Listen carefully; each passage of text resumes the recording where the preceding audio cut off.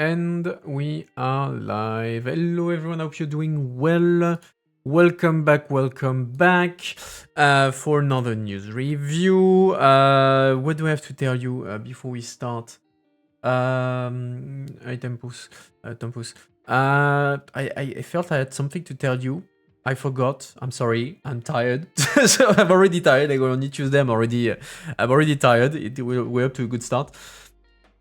Did you lose the music? Normally the music is there. I see it in my thing. So normally you should have the music. Let me know, but I mean, at least can you hear me well? For more than the music, I mean, music if it's not there, it's not there. But like, at least can you hear me? There's no background music, huh? That's odd because I still had the. Okay, let me just check something. Yeah, it's weird because if I pull it back in my, it's cut on my thing. So if I pull it back, I can hear it in my earphone. So that's a bit odd. Well, I'll double check on the recording afterwards. But well, as long as you can hear me, I mean, hopefully you're not there just for the background music. At least I hope. Otherwise, I can just give you straight ahead the name of the music you can find on YouTube. But yeah, a bit tired on this beginning of the week. But I mean, fortunately, you're here for the quiz. Thank you for the resub, Tempus. So let's do your quiz right away. Up, we'll do question 61. Am I on the English one? Yes, I'm on the English one. 61.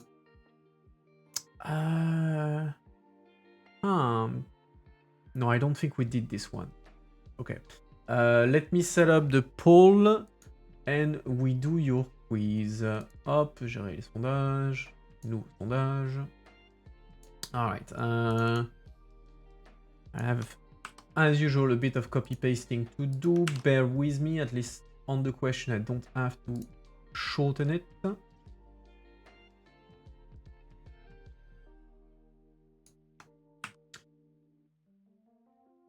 Okay.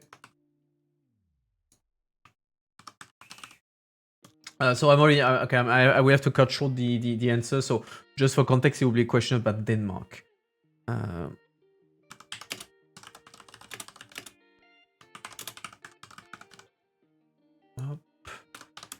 Second copy paste.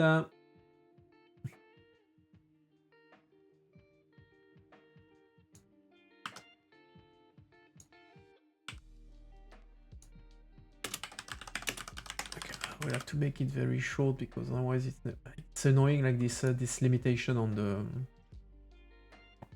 the thing. Up, 2 more.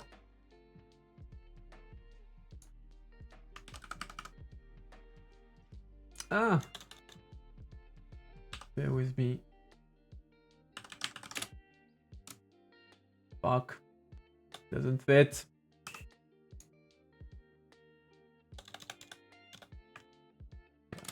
I will have to explain some of the answers because otherwise you will never get, you won't understand it from the poll. And okay, this one is easy. Okay, I'm ready. So I'm reading you the question as usual first, then I will launch the poll and you can vote. So it's a question, a reminder about Denmark. So the question is, what scandal became known as Operation Dunhammer? Is it A, the Danish intelligence services helping the American NSA to spy on European leaders? B, the plan to plant explosives on the bridge with Sweden to detonate in case of a Russian invasion? Is it C, the assassination of Greenland leaders? Or D, the plan to prepare for an exit of the European Union? So what is Operation Dunhammer? I'm launching the poll. You can vote in the chat. Yes, it's launched. So I repeat, what is Operation Dunhammer? Is it A, the Danish intelligence services helping the NSA to spy on European leaders. B, the plan to blow up the bridge with Sweden in case of Russian invasion. C, the assassination of Greenland leaders. Or D, the plan for Denmark to leave the EU. You have about 30 seconds to vote still. Up, and then I will tell you the story of Operation Dunhammer. Up, I'm already preparing my thing. Okay, so far it's 50-50. So do we want to blow up a bridge, spy on leaders, assassin Greenlanders leaders, or leaving the EU? Last chance to vote. Up. For now it's divided. And it's divided. It says divided. So the correct answer was the spying on EU leaders. So I will tell you the story. I have my notes there. So basically the Danish secret services collaborated with the NSA, the American NSA, to gather information. So they allegedly collected information on other officials, including from Germany, including Merkel, so who was back then the German chancellor, leaders from France, Sweden, and Norway as well. The NSA is said to have accessed text messages and phone conversation of a number of people that were important for in the context of this cooperation. And so this setup was codenamed Operation Dunhammer, which allowed the NSA to have access to a number of politicians to search into the database. So it's a spying scandal where Denmark helped the Americans to spy on European leaders, which now is especially ironic given that the US turned on Denmark and even got tempted to invade Danish territory. So irony always comes back. When was that? 2010, something like that? Let's see. Because I remember I was in Parliament back then. It was when? From 2012 to 2014.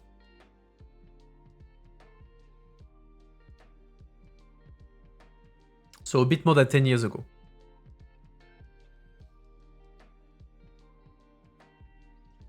Up. Let me go back to my thing. There we go. Okay. So thanks again to Tempus for this sponsored quiz. Moving on. To going back to our normally scheduled program for today. So the news review. What are we talking about today? You have the title. We're going to talk about the leaked audio calls between the Hungarian Foreign Affairs Minister with the calls that he had with the Russian Foreign Affairs Minister, Sergei Lavrov, and how it showed that basically Hungary was taking instructions from Russia to help some of their people evade EU sanctions. Then we're going to talk about energy, on basically the EU getting more and more nervous about the consequences of the American and Israeli attack on Iran on energy, and how they're trying to deal with it. And also the vulnerabilities that the crisis is still showcasing, despite all the investments of the Europeans in notably renewable energy. We're going to talk about vetos. So can the practice of vetos be reformed in the EU? So the principle of unanimity, if yes, and how? And to finish, more of a background. I mean, for today, there's half of it is more background articles, because there was not like that big news today and yesterday. So I figured, okay, we might as well like talk about a couple of articles that are more like background and interesting things to discuss. So we have the veto one, and the last one will be about how the EU is becoming attractive to other countries, not because of the economic benefits, but because of the security that it may provide. And so the how it changes a bit the perception of the EU, and the EU becomes attractive for countries that were already rich and initially were not interested in joining the EU, and now are more keen to join because they see that as a possible security guarantee. So that's the program for today. As usual, if there are other things you want to discuss, well, you have 10 fingers and a chat, so you let me know, and we discuss. And yeah, that's the program for today. I expect that's going to be like a shorter than usual stream, because like I don't have like that many articles, and it's more background. But yeah, I mean, since I'm tired, I'm not going to complain that we may have a bit less discussion than usual. I mean, I say that, and then we're gonna turn that into a 3-hour stream as usual. But well, one thing at a time. Okay, so let's first go to Hungary. So Hungary has been at the center of many controversies over the years, and this past couple of months. I think that basically I've had Hungary on the docket of the news review pretty much like 4 months straight. We've been talking about Hungary and the tensions with Ukraine, and now it goes more about the links between the Hungarian government and Russia. With today calls that the audio calls that the foreign affairs minister of Hungary, Peter Szijjártó, Peter Szijjártó had with the Russia's foreign affairs minister Sergei Lavrov about the EU sanction regime. And now basically the Russians are asking for okay, can you get this person out, and Hungary say, oh yeah, of course, I'll get them out, we made the request already, blah blah. So active cooperation between the Russians and the Hungarians to weaken the European sanctions against Russia. And then the defense of the Hungarians say, no, everything is fine, don't mind us. So leaked calls show Szijjártó discussing EU sanctions removal with Russia's Lavrov. The recording comes as Hungary's foreign affairs minister, Peter Szijjártó, is embroiled in controversy following Washington Post reports that he disclosed sensitive information to Russia at Foreign Affairs Council meeting in Brussels. That was the news that broke last week, where it came out that Szijjártó, the Hungarian foreign affairs minister, was briefing live the Russians on the state of discussions between European leaders on foreign affairs, so potentially disclosing sensitive information that would be useful for Russia, who, as you may remember, is kind of public enemy number one for the EU. So of course that was not well received, to say the least, that Hungary is actively cooperating with Russia during council discussions. So a group of investigative journalists on Tuesday released a recording of a phone call between Hungarian Foreign Minister Peter Szijjártó and his Russian counterpart Sergei Lavrov, in which Szijjártó offered to assist in removing a Russian oligarch's sister from EU sanctions at Lavrov's request. In the 94 seconds recording published on YouTube and disclosed by the investigative outlet Insider, Lavrov asked Szijjártó to help remove Gulbakhor Ismailova, the sister of Russian oligarch Alisher Usmanov, from the EU's sanction list. So as a reminder, since the beginning of the war in Ukraine, the EU has maintained a list of sanctioned individuals and companies, meaning people that are associated one way or another with the Russian invasion. and who are banned from entering the EU, from accessing funds that they may have in the EU, so making their life more complicated. I'm just recentering something. Yeah, it's annoying me that my logo is not centered. So what was I saying? So yeah, sanctioning them for the support that they have or their contribution to the Russian war effort, and so it's a list that is updated every 6 months that requires unanimity. So every country of the EU must agree for the sanction list, the people and entities on the sanction list every 6 months. And so the Russian asked the Hungarians to help them remove the sister of an oligarch from the list of European sanctions. So I am calling at the request of Alisher, and he just asked me to remind you that you were doing something about his sister, Lavros told Szijjártó. The Hungarian minister responds by saying that together with the Slovaks, we are submitting a proposal to the European Union to delist her. The recording comes as Szijjártó faces controversy following a report by the Washington Post that he has been sharing sensitive information with Russia during Foreign Affairs Council meetings in Brussels. The scandal has emerged as Hungary prepares for parliamentary elections on the 12th of April, with foreign interferences and the government's close ties to Moscow among the key campaign issues.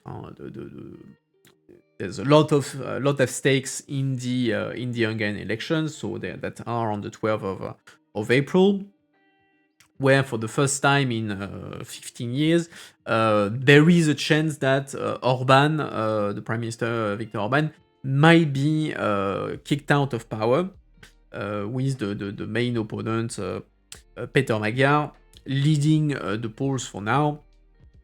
And so there's of course like a very intense and aggressive campaign going on in Hungary, with of course, and so of course that also plays into the timing of a number of revelations, left, right, and center, where the Orban is making his campaign about Ukraine, showcasing how much he is opposing Ukraine. He is holding hostage the loan, the European loan to Ukraine. So there's a lot about that. And on the other end, the Hungarian government is now under pressure for its links with Russia. So everything that is happening there is very politically sensitive, and is also making the EU a bit nervous, or at least nervous and a bit pissed off, because due to the campaign, Orban is making things very complicated, very difficult. But the member states and the Commission and everyone, they do not push back strongly against Orban, or at least publicly, because they don't want to basically give him what he wants, which is a showdown with the EU that he can then use on his campaign. So, look, Brussels is trying to impose its will on Hungarians. They are against us. They are the enemy, etc. So for now, the consensus among member states and the Commission is to kind of not say anything publicly and wait until the 12th of April for potentially Orban leaving power, and if he doesn't leave power, then starting a conversation on on what to do with him. So Szijjártó has defended his action, arguing that speaking with Russian officials before and after such meetings is part of routine diplomatic practice. Sure, like, I'm sure everyone is actively coordinating with the Russians to tell me, okay, so we have sanctions against you. Who do you want in? Who do you want out? I'm sure that's very standard practice around the capitals. The conversation between Szijjártó and Lavrov was recorded on the 30th of August 2024, so that's almost a year and a half ago, by unknown parties after Szijjártó returned from St. Petersburg to Budapest. there's a very strong chance that the recording was done by intelligence services, foreign intelligence services. We don't know which one. Possibly a European one, definitely not Russian friendly, and that the audio was then leaked to journalists so that they can then publish it. Siarto told Lavrov that he would submit a proposal to remove Ismailova's name from the EU sanction list next week, and as the new review period begins, because every 6 months you have a review of the sanction list, you update it, and you have to vote again to approve it, because otherwise everything everything is collapsing by default, and so that's something that Hungary is using every 6 months. To gain something or to obtain the removal of this person, most likely at the request of Russia, in exchange for them not opposing the renewal of the sanctions against Russia. So as the new review period begins, it will be put on the agenda. We will do our best to get her off, Siarto said. Under EU rules, sanctions must be renewed every 6 months by unanimity. Ismailova, along with Russian businessman Vyacheslav Moshe-Kantor and Sports Minister Mikhail Degtyaryov, was removed from the EU sanction list in March 2025. The European Union severed political ties with Russia following its full-scale invasion of Ukraine in 2022 and has urged member states to gradually phase out Russian fossil fuel, which most of them have done, with the notable exception of Hungary and Slovakia, who on the contrary have increased their dependency on Russian energy. Following the publication of the recording, Siarto downplayed the incident and accused foreign intelligence services of tapping his phone, which is probably true. I would not be surprised if indeed that comes from foreign intelligence services. It has been known for some time that foreign secret services, with the active participation of Hungarian journalists, have been intercepting my phone conversations. Today, the eavesdropper made another great discovery. They proved that I say the same things in public as on the phone. Nice work, he wrote. So basically, everything is fine, nothing to see there.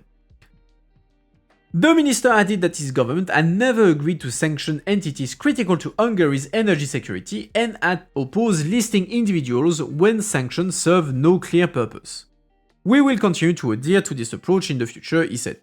Although, if really that person had nothing to do on the sanction list, they would have opposed it in the first place. They would not have waited for Russia to request, oh, by the way, can you help the sister of that oligarch?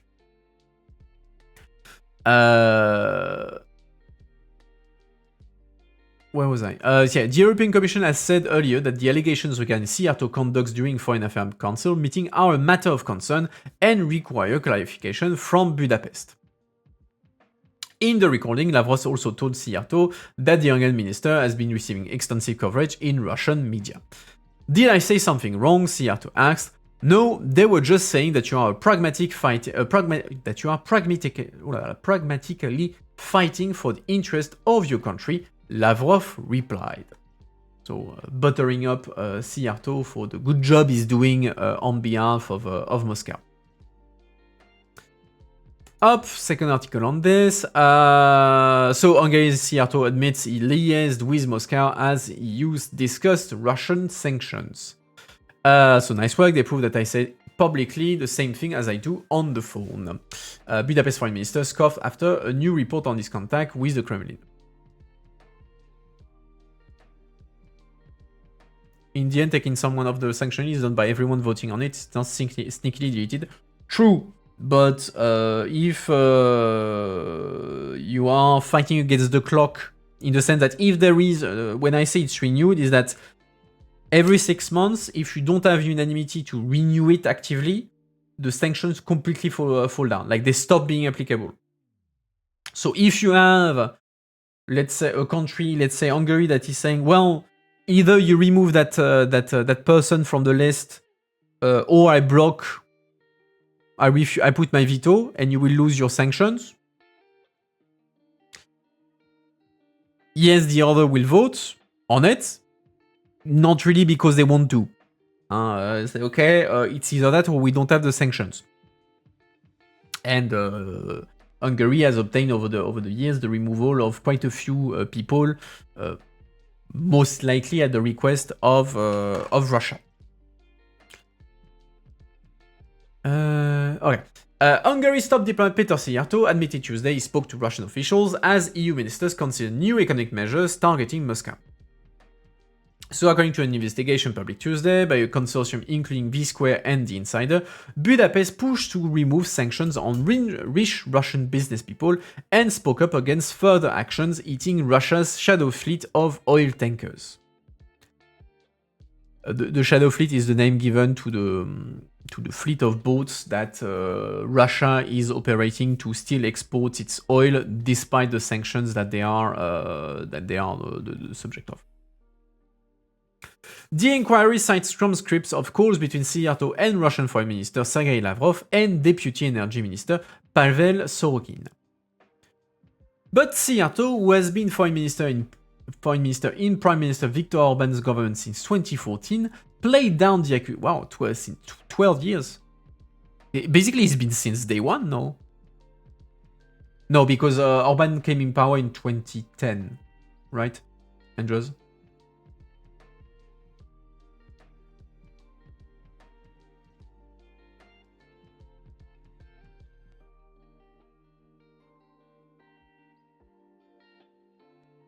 I remember that political article that discussed why some of the people on the sanctioning could sue the EU and would have a good chance of winning. This one's a prime example. Debatable. But it's true that the people who are on sanction list can contest them to the Court of Justice. That's true. And there's been a few cases. I think there's at least one case where someone who a Russian was sanctioned was removed from the list. Not removed from the list. He sued at the Court of Justice and he won. And I know a bunch also that got rejected. But I only know of one that got actually managed to get his removal from the sanction list. Where was I? Okay, so since 2014, played down the accusations and alleged that his phone was being tapped. Which again, most likely was the case. He explained that he has regularly coordinated with several foreign affairs ministers from non-EU countries on sanction-related matters.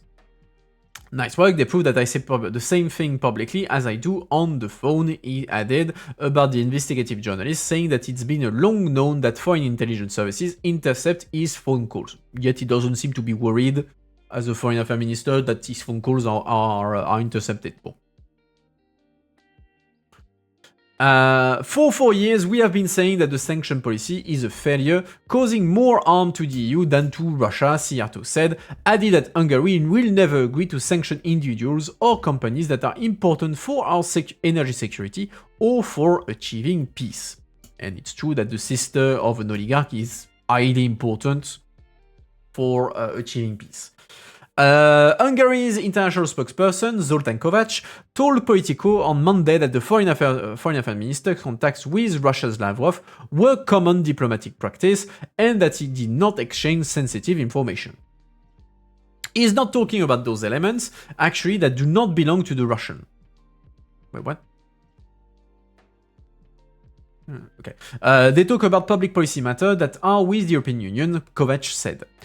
Whether EU leaders like it or not, he tries to be the broker between Europe and Russia to explain why decisions are happening. Oh, so it's true that Russia really needs the explanation of why it's being sanctioned. Like, it's true that otherwise, Lavrov is probably a bit confused as to why the EU is taking sanctions against Russia. There's nothing that has happened like that could explain somehow why Russia is being sanctioned by the EU. He does need the Hungarians to tell them, okay, so You know, when you enter in another country, that's not good. The law says you can't do that. And so that's why the Europeans are taking sanctions. I know you have good reasons. I know I'm with you with everything, but yeah, the other guys, yeah, you know, they're not so fond of that, so that's why they're doing this. Don't ask me, I'm against it, blah blah blah. So yeah, they kind of need the explanations, because it's not common sense really. The idea that the Russians would be sanctioned because they invade another country. That's counterintuitive, I know.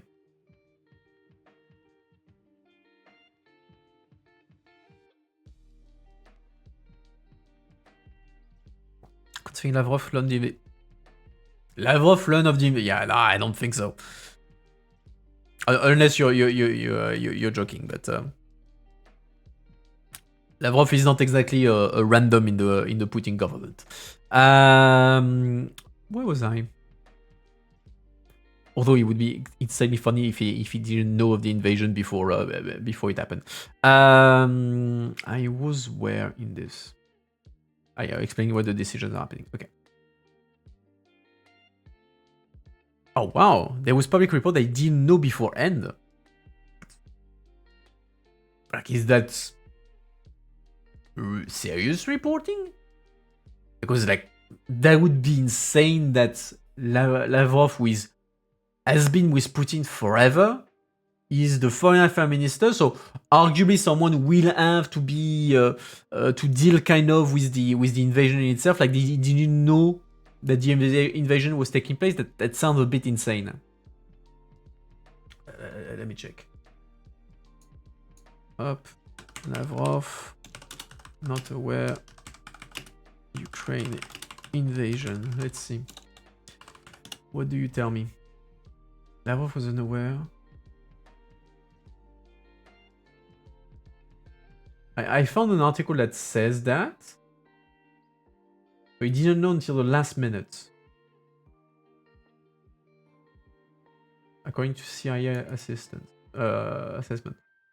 Okay, I find that on one. I only find that on one news article, which then would make it funny because Lavrov until the end, the very end was saying, yeah, no, we're not planning to invade anyone. So that would make it funny that actually really thought that Russia was not even going to invade anyone, and at the last minute say, yeah, well, actually we are. Yeah, I found the second one. Who is the original source of that? Wait.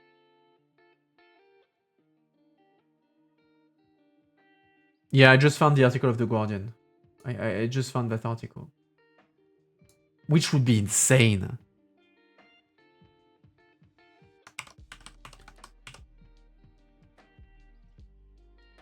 I mean, in a way, if Lavrov was really not aware of it, that really shows like how absolutely certain Putin and his people were that the invasion was going to be a cakewalk. Like, in the sense that, yeah, we'll be in and out super fast. Nobody will have a chance to do anything. There's no reason to let the foreign affairs minister know about it and maybe prepare some contingency plans. That's pretty insane. That kind of thing. And even for Lavrov, like if the guy for months has been saying, yeah, no, we're not invading. Like, in January, thought, yeah, no, we are not invading. And like just before, yeah, no, actually, we are. And you've been saying bullshit, and we told you to say bullshit, knowing that you were going to lie. That's pretty crazy. I have to say.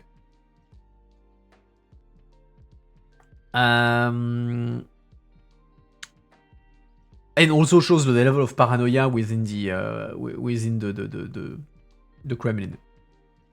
All right, where was I? That just shows that Lavrov isn't that important in Russian state apparel. I mean, okay, I don't know the food chain within the Kremlin. Lavrov has been there forever. Like, how long has he been minister? Like, Lavrov. I think he's one of the the longest serving person in the. Yeah, he's been Minister of Foreign Affairs since 2004. He's the longest serving Foreign Affairs Minister since the Soviet era. Like, the guy he goes back more than 20 years with Putin in power. So, checking something. Blah blah blah.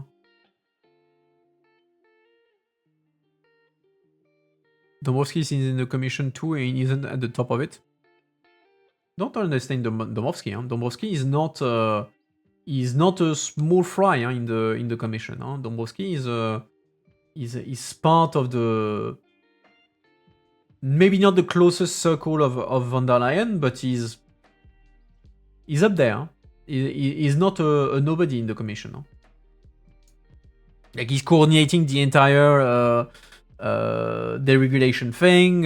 He's the economy guy. No, Dombrovsky. Don't see him as a nobody in the commission. Huh? Just like Sefcovic. Up. Going back on this. Okay, so where was I?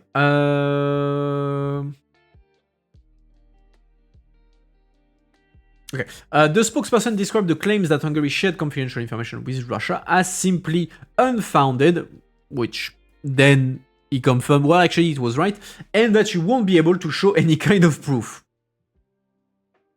Yeah. On March 24, Sierto also admitted to liaising with Russia, Israel, Serbia, Turkey, and other partners before and after EU foreign affairs ministers meeting, qualifying it as a common diplomatic practice. While I can understand to an extent discussing with Israel, Serbia, Turkey, Russia is kind of not like the other on the list. So, yeah, it's not exactly common diplomatic practice. The European Commission said at the time that the revelations were greatly concerning and demanded clarification. Polish Prime Minister Donald Tusk said he was not surprised by the report and added he is careful now how he shares information during meetings with Orban, taking the floor only when strictly necessary. The EU has been limiting the flow of confidential material to Hungary, with leaders meeting in smaller groups on the sidelines of summits to discuss sensitive matters, Politico reported last week. So there's an increasing practice of isolating Hungary, which most likely will go even further if Orban wins the elections again.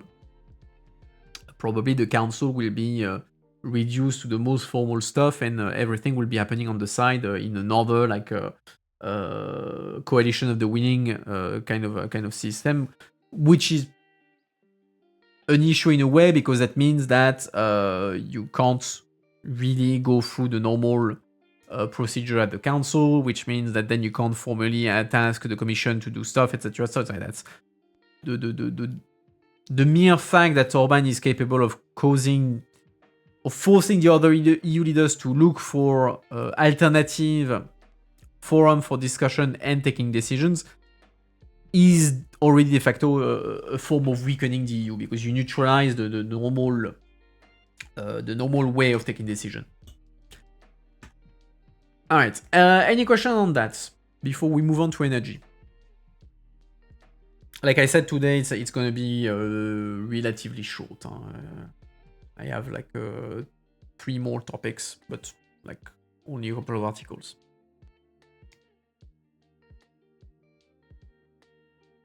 Up. All right. No questions. Then let's get a move on. Actually, we're going to read this one first. All right, energy crisis. You may have heard of it. There's a few things happening in Iran with... I'm sorry, Oh, I don't know. I apologize. This mic is not active, so you can't hear anything. I don't even know why I have it plugged in this. Like it's all of it. Anyway, yeah. So you're aware that the US and Israel are leading strikes against Iran, which of course kind of triggered the beginning of an energy crisis because Iran is just next to the Strait of Hormuz, where you have 40% of the world's oil that is circulating. So of course that leads to a few problems, and since then the Europeans are getting increasingly nervous about that, because even if they do not take part in the operation of the Americans and the Israelis, they kind of become collateral damage of it, because the operation is leading to a paralysis of the Strait of Hormuz, and they have to pay the bill on the energy. So they are increasingly nervous about that. So the EU calls on member states to curb oil demand and prepare for prolonged disruption. The EU urges government to boost energy savings and explore alternatives amid supply pressure, later seen by Euronews reveal. European Commission Dan Jorgensen has urged EU capitals to outline measures to reduce oil and gas use, particularly in transport, as the EU27 braces for potential supply disruption in the Strait of Hormuz amid the conflict with Iran. A later dated 30th of March, so yesterday, seen by Euronews, asked energy ministers to report on current market capacity and propose practical actions to curb demand. So basically, okay, how can you consume less so that we can make what we have last a bit longer? The call comes as ministers gather on Tuesday for an emergency session to address a global shortage of 11 million barrels of oil per day and over 3 million cubic meters of liquefied natural gas, LNG, daily. Because in the context of the conflict, Iran has been sending missiles and drones left, right, and center, including to countries that are not actively part of the conflict, but they have damaged oil and gas, LNG rather, LNG factories or refinery in Qatar. So they are trying to cause as much damage as possible around the region to kind of force the rest of the world to intervene and tell the Americans and the Israeli, okay, back off. You're causing problem for everyone with your intervention in Iran. And so, of course, that creates problems for the world supply chain, because, well, they need the oil, they need the gas that is not flowing anymore. G7 energy and finance ministers said on Monday that they are closely monitoring the impact of the Iran conflict on energy and overall economic stability, and are prepared to take any necessary measures to ensure market security. While no concrete steps such as release of strategic reserve has been agreed, the discussion sets the stage for today's EU assessment. The strategic reserve, so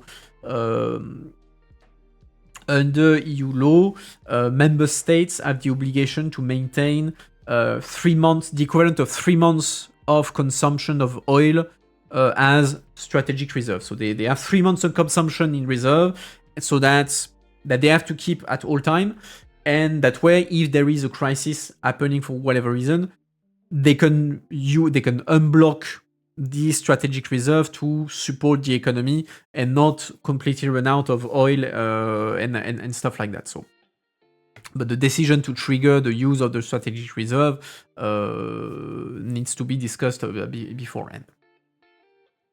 And this is happening also just towards the end of the winter, which was a bit colder than usual, meaning that as far as gas is concerned, the member states have relatively low levels of reserve in terms of gas. So that means they don't have that much leeway they can rely on to act. If it's not as if it was after summer, where people did not use their heating, and so you were able to reconstitute your reserve. We are just at the end of winter, so the moment where the reserve are at the lowest, So that's of course not very convenient for the Europeans.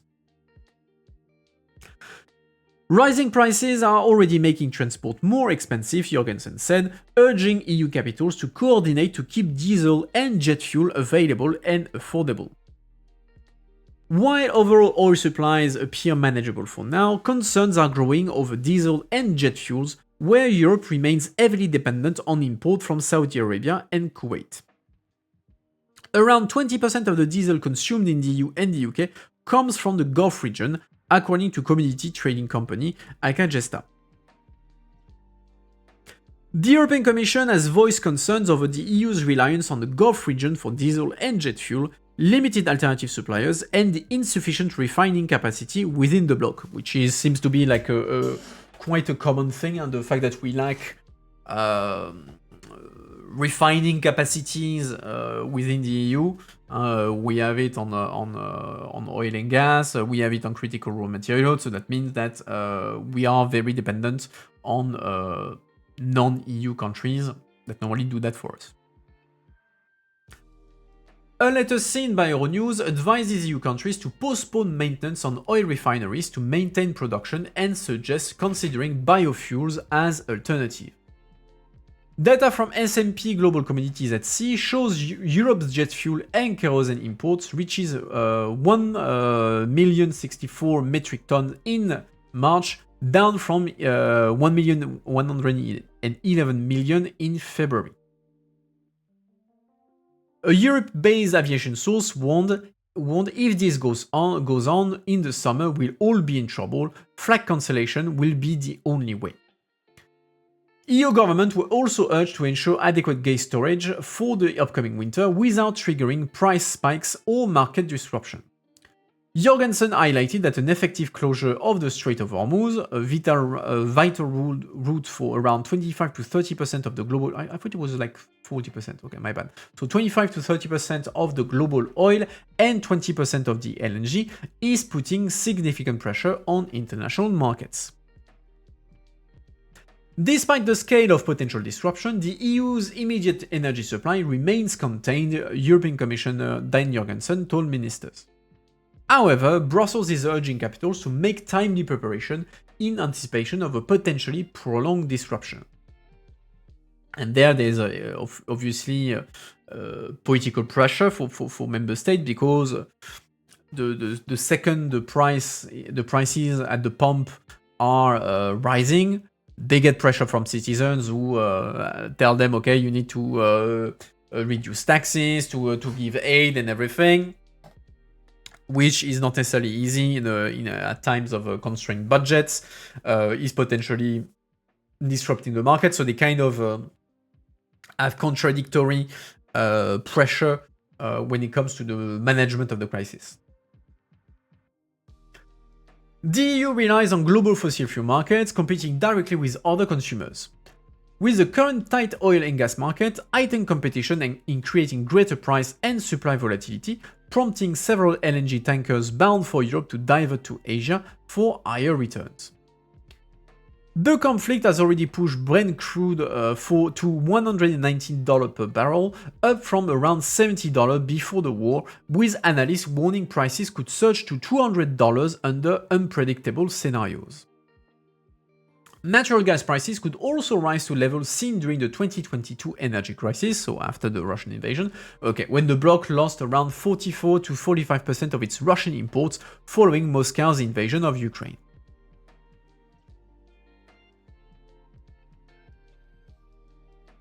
How long do you think they can stretch the reserve? At one point, they will have to declare an emergency if Hormuz remains blocked. That's the question. I mean, actually, you have two questions, or three. Question one: how long does the conflict with Iran continues? How long the Americans and the Israelis are planning to continue the attacks? Because the second the Israeli and the Americans are stopping the attacks, the Iranians have little reason to maintain the blocking of the Strait of Hormuz. So how long the attacks will continue, the war will continue? First question. Second question is, the more the conflict lasts, the second question is, what alternatives do we have alternatives in terms of supply chain? Where else can we get energy? There's one that is already angling for that, and has said it openly, is the US. The US is openly saying, well, you know, if you don't want to help us with Iran and your prices are rising, well, just buy American. So for them, it's a business opportunity. But the question is, do we have alternative sources for energy? Do we have the capacity to develop those capacities? So yeah, second question. And then that means that you can compensate. We can buy from US and Norway, but not any price. Indeed, there's also the question of price, but there's also there's a question of price, there's also the question of the material capacity. Because if our supply chains are built to receive the oil from the south and not from the north and the west, that means that the industrial installation to receive the oil, receive the gas in large quantity are not there. Meaning you create a choke point. So you have the question of the price, but also, can you materially get get enough from them to compensate a potential shock? So question number 2, the diversification. And question number 3, if you can't, if the war continues and you don't have enough capacity to diversify your supply chain, how long can you last? We know that they are at least for oil, we have the strategic reserve, 3 months of normal consumption, which if you accompany that by measures to reduce the normal consumption, you can stretch maybe a little. But that's for oil. For gas, that's a bit more complicated because we're just, like I was saying, we're just out of the winter. So that means that we're at the point where we have the lowest level of gas reserve. Like in some countries, I saw an article, like I think last week, that was saying that depending on the countries, I think the country that has the biggest reserve for now, they are like 35% capacity of their gas reserve. Other are like at less than 10%. So on gas, you have far less capacities to absorb a shock. So gas will be the tricky one that you can't really play for time. Oil you can play at least for 3 months and you can stretch it a bit more potentially. Gas is going to be the tricky one. And then, so that's the question on the managing the reserve and how long can you make it last. But then you have the question of the political question: how do you manage your citizens? Because citizens they will see the price increase. They will tell you, well, we want you to give us support. We want you to reduce the taxes. We want you to give vouchers and stuff like things that were done during the 2022 crisis, which cost a lot of money and don't necessarily incite to reduce the consumption and everything. So, and refusing that or putting more pressure on consumers results in political calls, so that there will also be a political pressure on that. But for now, I haven't caught like the latest on that, but last week Trump was saying, oh yeah, we have discussion with the Iranians that are going the right way, but the Iranians were saying, yeah, no, actually we're not going the right way. So we know that there are discussions between the US and Iran. The question is, can they find a deal or not? And fast. Because if the situation prolongs for a longer time, for a few more weeks, yeah, that will push the Europeans to take measures to manage the situation.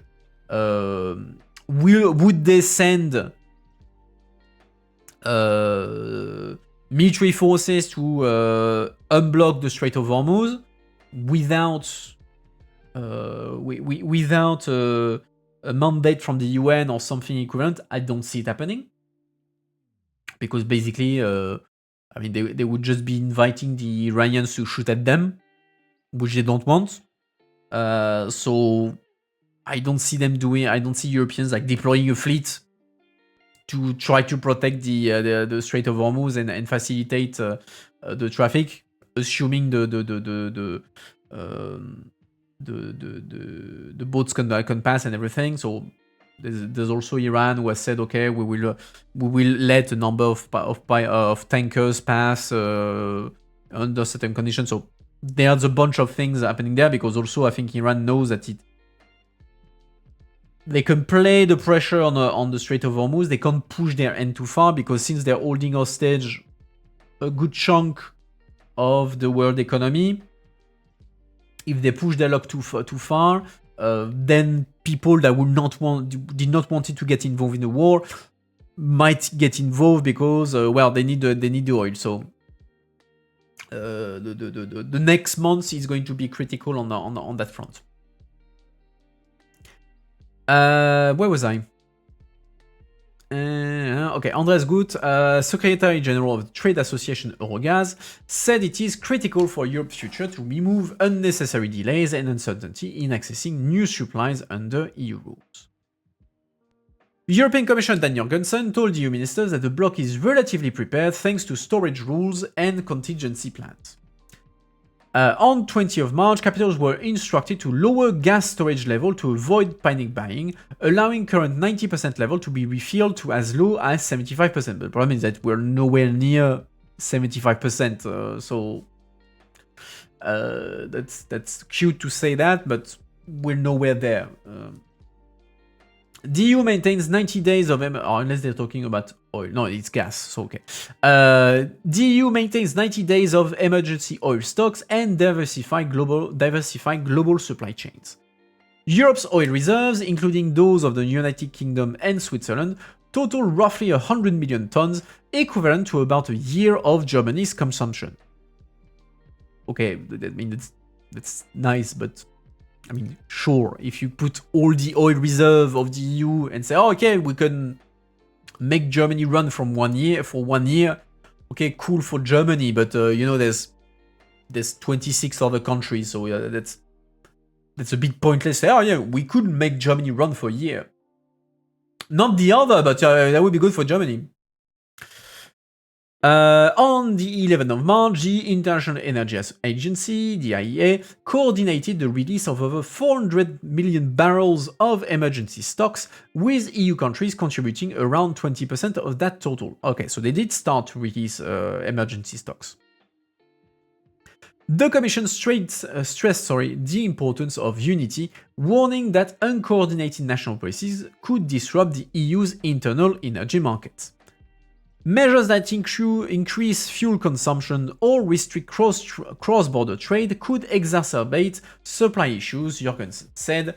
He urged EU countries to act as a single system and actively coordinate supply monitoring to counter market volatility. So there, the Commission, the one fear that the Commission is fearing is that member states start doing their own thing against each other, which then creates chaos, because one is doing something and then the other is reacting to counter that, etc. And so it creates chaos and competition between the member states around energy, which is of course not the objective there. Okay. But yeah, there was a meeting today. At some point, they will have to ease sanctions on importing oil from Russia if we cross a critical threshold. I don't see that happening. I mean, things would have shit would really have to hit the fan for the EU to say, yeah, okay, we're gonna import Russian oil again. Like, I think that's literally the last thing they will ever do. Like, if there is like a crisis like never before. Like, otherwise, I don't see the EU touching Russian oil under any circumstances. Like, they would rather buy everything that the US is having than go to the Russians.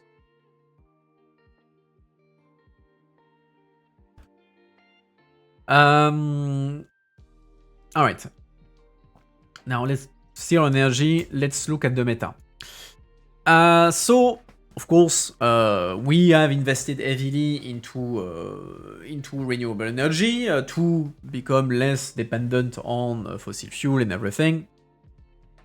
It's not a moral question. If people start rioting because they can't work or go bankrupt, they will have to change their mind. That's what I call the extreme situation. But again, I don't see them doing that unless things become very critical.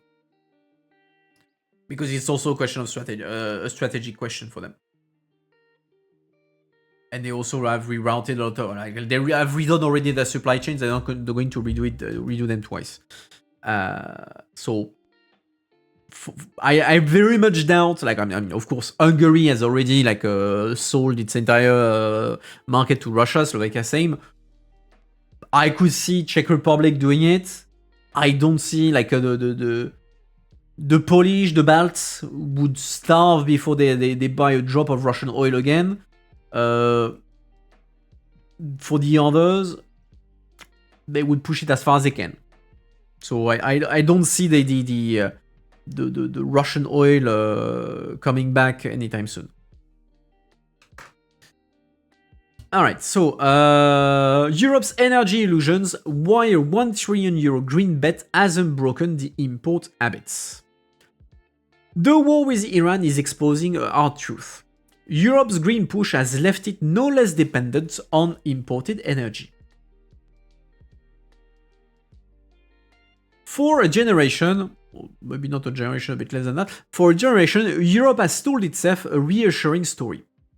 That wind turbines and solar panels would do what geology never could, liberate the continent from its dependence on foreign energy. Now, as a fresh shock from the war with Iran sends oil and gas prices surging and exposes globalized supply choke points, that assumption is being tested once again. The European Union enters its latest energy crunch with virtually the same level of dependence on imports as it had at the start of the century. Despite 2 decades of heavy spending... just checking, I'm waiting for a message important, so I just need to stop and check that. Okay, that can wait. Where was I? Sorry. Okay, so despite 2 decades of heavy spending and political focus, the numbers have barely moved. In 2004, the bloc imported around 60% of its energy.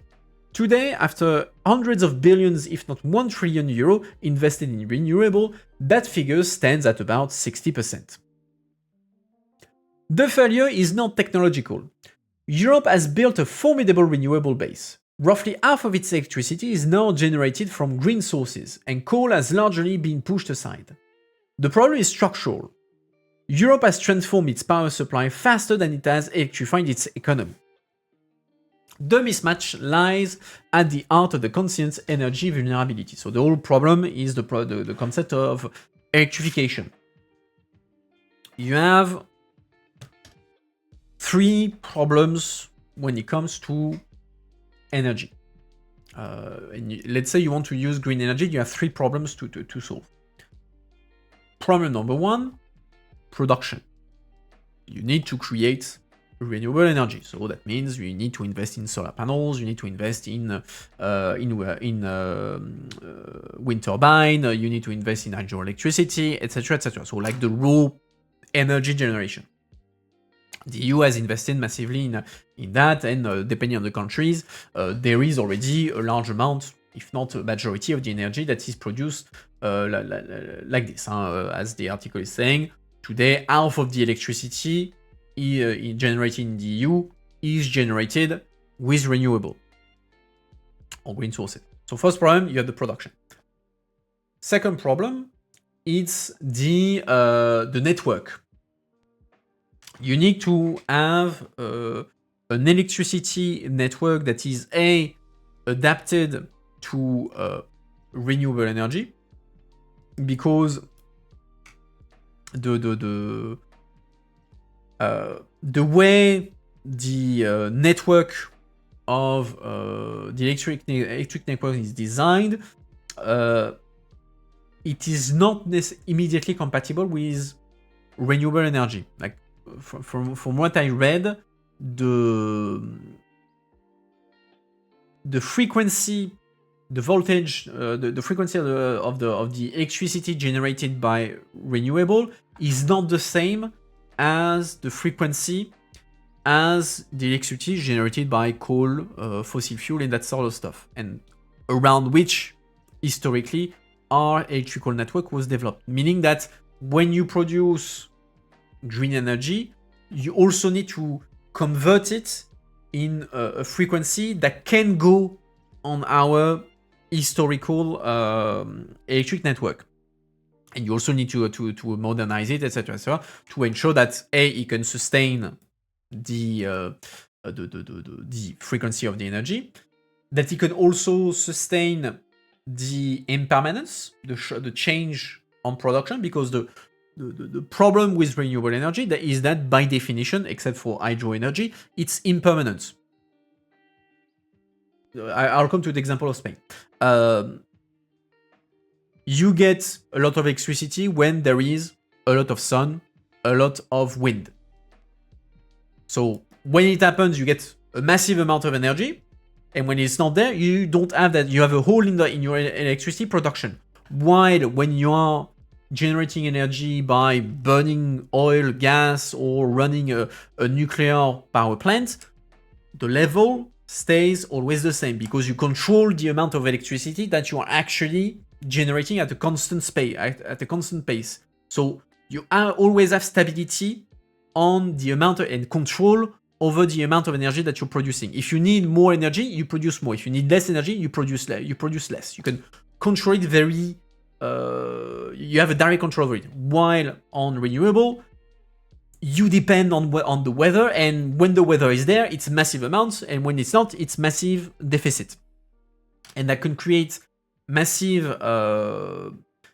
disruption and volatility on the network, because suddenly you will have a spike on the amount of energy, then nothing, and so it constantly goes like this with renewable, which put pressure on the electricity network, and so that's where Spain comes in.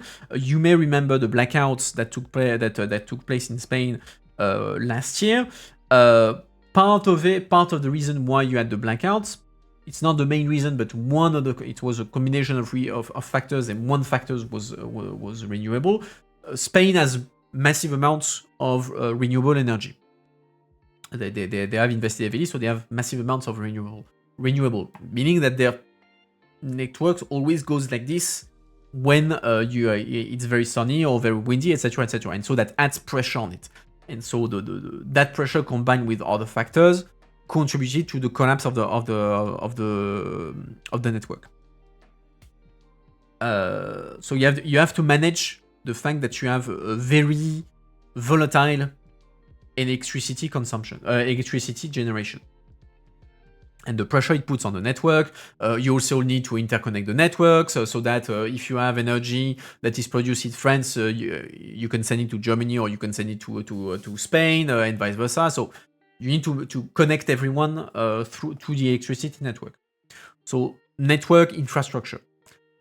Third problem is electrification, meaning that it's very nice to have production of green energy. It's very nice to have an infrastructure that can sustain green energy, but all that is useless if at the end of the cycle, on the consumer side, on the industrial side, well, actually they don't use.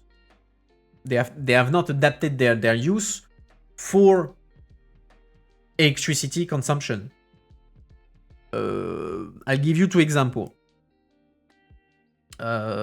If you can do all the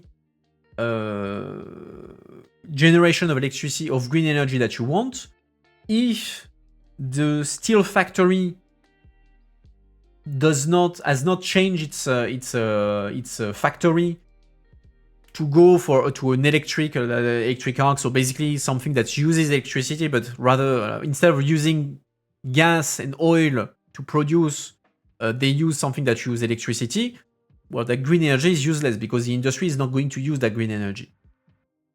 Issue number 2, you have a car. If you use a classic car, combustion engine car, well, you still use oil. You're not using electricity. So that's, again, that green energy is going to waste, or at least you're not using it because you're still relying on that good old car. And if you do electric cars, you also have the problems of making sure that there are enough charging stations everywhere in the country and everything. So that creates all other issue, but that is more on the infrastructure side. So if you want to tackle the question of green energy, you have to act at every level: production, infrastructure, and end user. And one of the issues that we have for now is that we have done a lot on production. We have done quite a few things on adapting the infrastructure, or again, depending on the country and everything. But then it's at the end of the chain that on electrification per se, so the changing the ways of consuming to convert it to electricity consumption, that's where we have issues, and that reduces the benefits, or at least maintains our reliance on fossil fuels.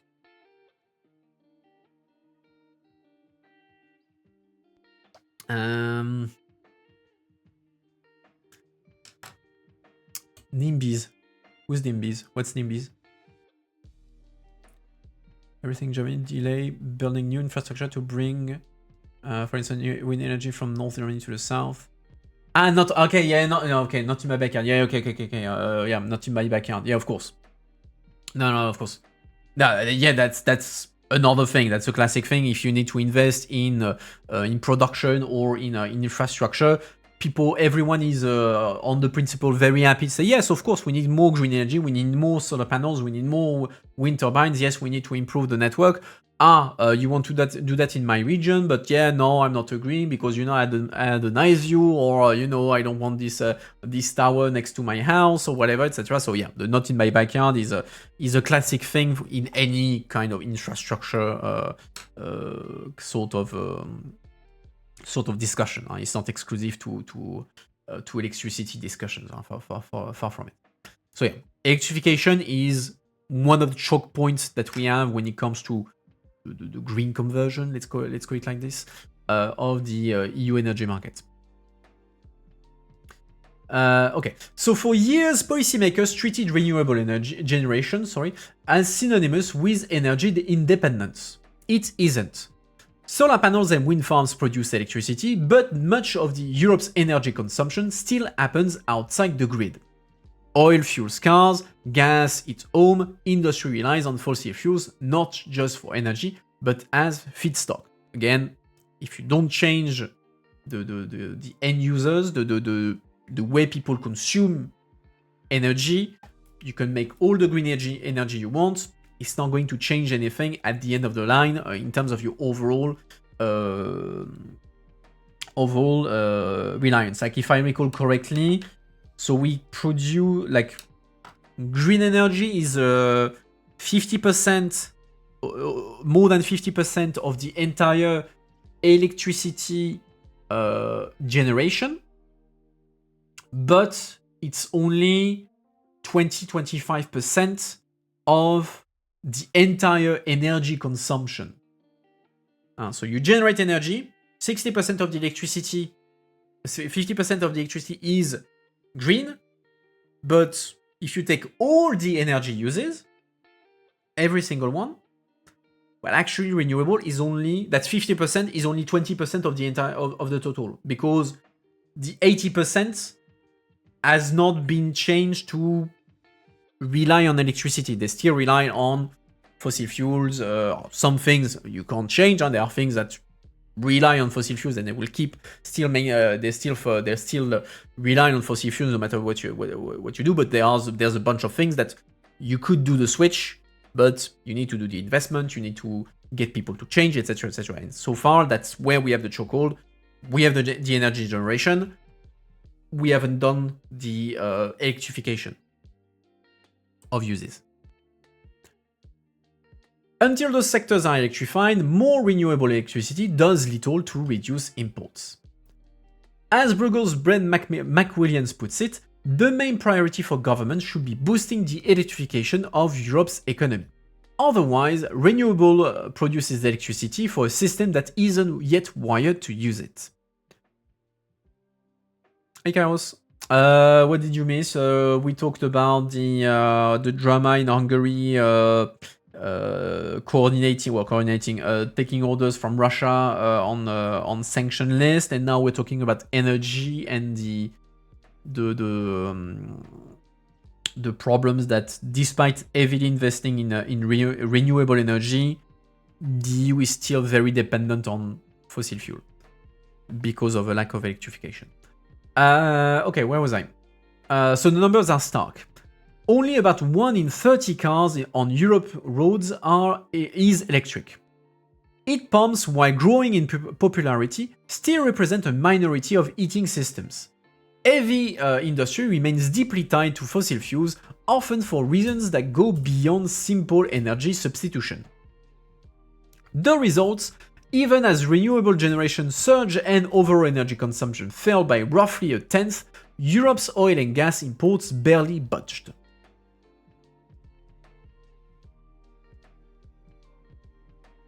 Taking orders, asking for a favor. Yeah, asking for a favor from someone who you became heavily dependent for your energy. So it's a favor with very strong suggestions. Let's go it like that. At the same time, Europe has quietly dismantled much of its domestic fossil fuel production. Natural gas output has collapsed to a quarter of its 1996 peak. Oil production has fallen to roughly 1/3 of its 2004 level.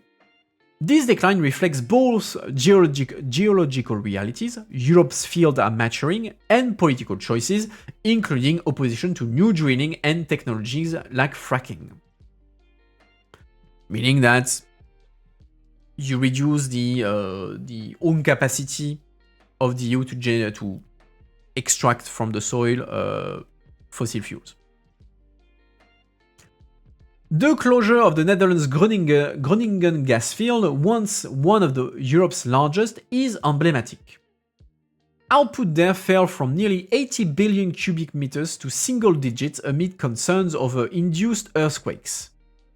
Italy tells a similar story, with domestic production dropping sharply despite continued reliance on gas. In effect, Europe has reduced its own supply faster than it has reduced its demand. Import filled the gap. So we increased green energy, we reduced a little bit our general energy consumption, and we reduced it by 10%. So we consume overall, less energy than before. But since we haven't electrified stuff, and that we reduced our own capacity to extract fossil fuel, well, then you rely on imports. A, you rely still a lot on fossil fuel, and B, you have to import it from outside the EU, which creates vulnerabilities. The latest energy shock, triggered by instability linked to the war with Iran, has exposed the consequences. Fuel prices are once again surging, hitting rural households hardest. In countries like France, where large parts of the population depends on car with an oil-based heating, the pain is acute. Yet, the policy response looks familiar. Governments are doubling down on renewable targets, more wind farms, more solar panels, while reviving short-term relief measures such as fuel tax cuts and price caps. Some crisis-era structural reforms, including restriction on gas spoilers, have already been rolled back.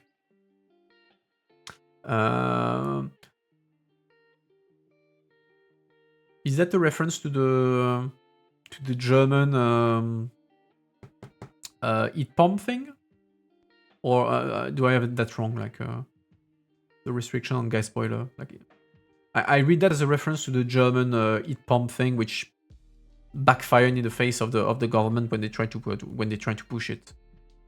Maybe I'm misunderstanding like what the kind of restrictions they're talking about. But okay. Doesn't matter. The instinct is understandable. Renewable are politically attractive, they promise climate progress, industrial policy wins, and eventually lower costs. But as a tool for immediate energy security, they are blunt. What Europe has underinvested in is the harder, less visible side of the transition, electrification.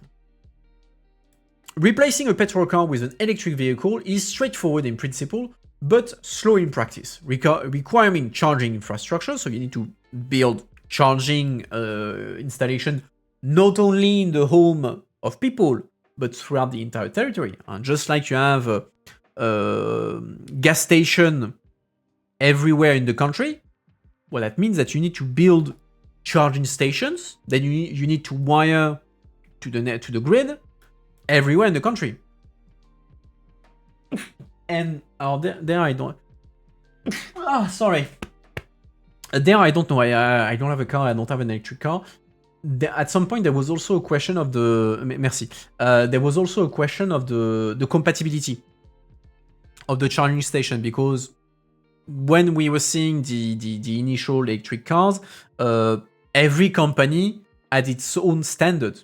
Tesla had its standards, BMW had its standards, everyone had their own standards for the charging station, meaning that if you had a Tesla, you had to go to a Tesla charging station. You did not have like a universal charging station. So I know there was a lot of discussions on trying to standardize that. I don't know where we are today. I don't know if they managed to do a universal charging station, or if we still rely, there's still like different kind of standards in electric cars, which means that well, it makes the process of charging station complicated.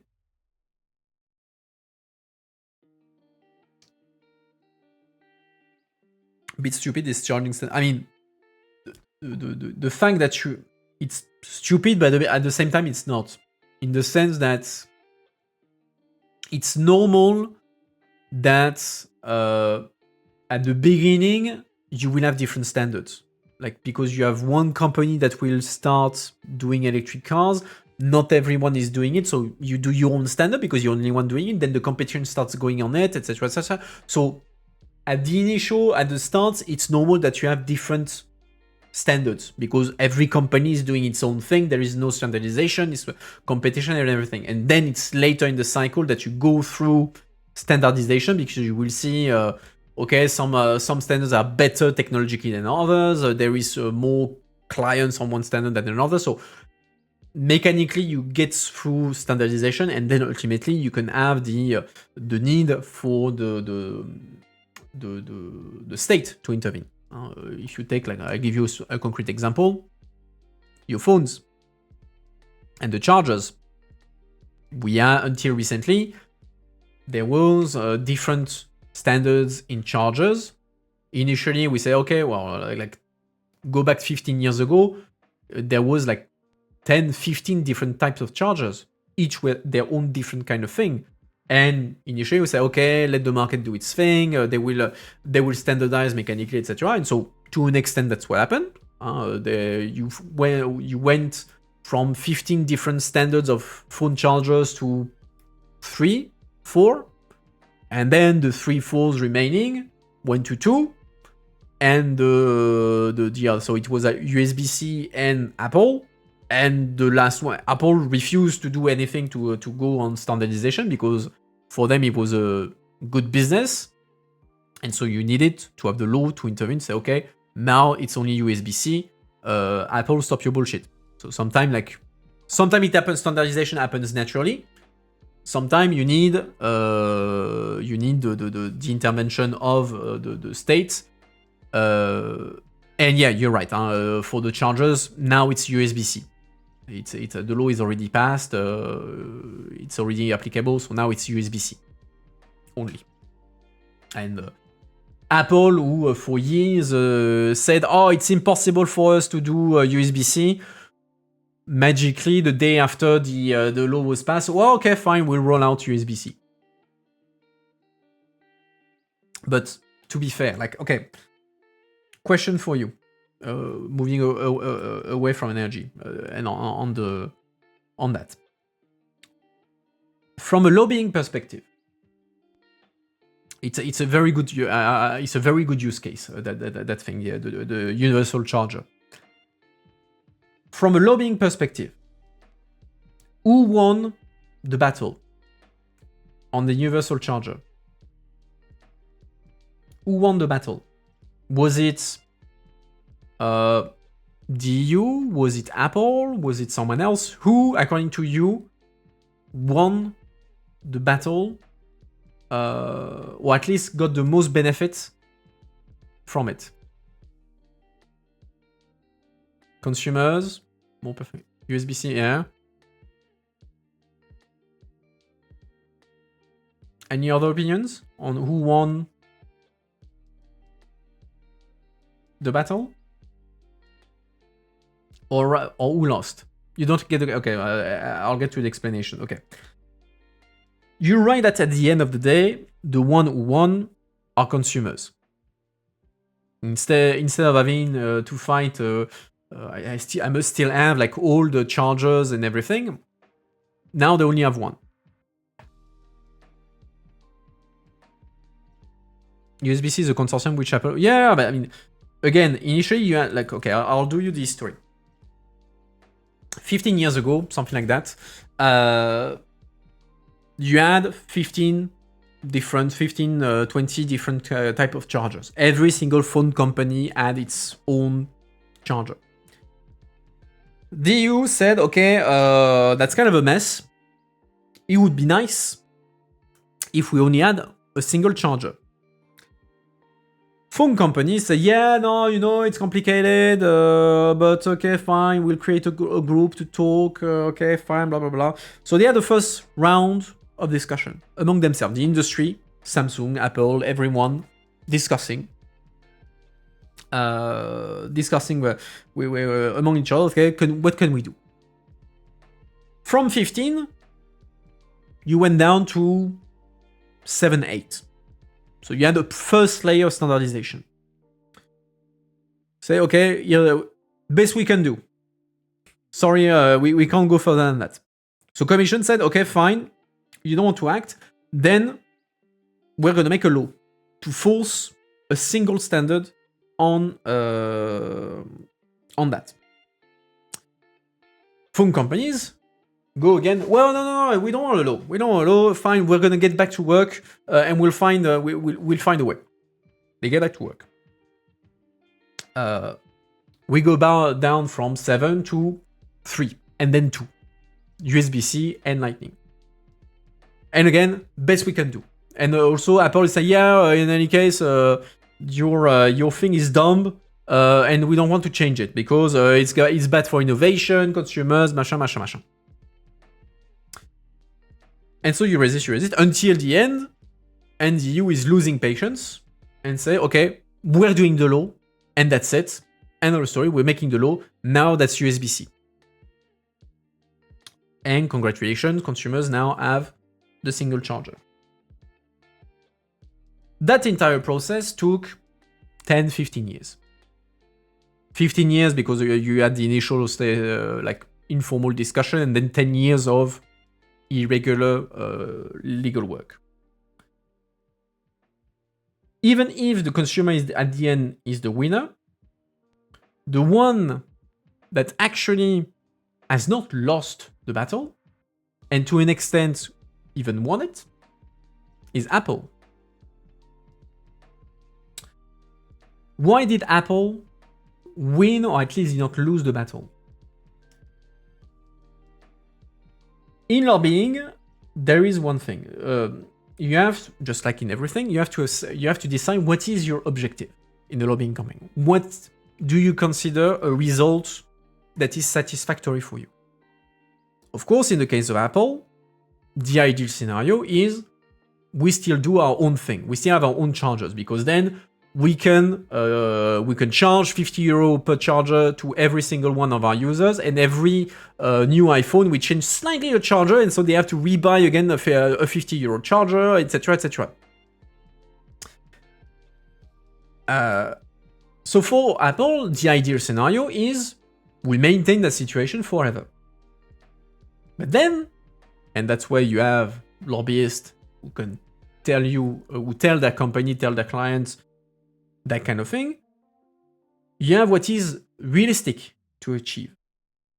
And so there, in this case, it was unlikely that Apple would be able to maintain forever the situation where everyone would still have their own charger and do whatever they wanted. So ultimately, that means that at some point, there would be a universal charger. Like the state would impose a universal charger.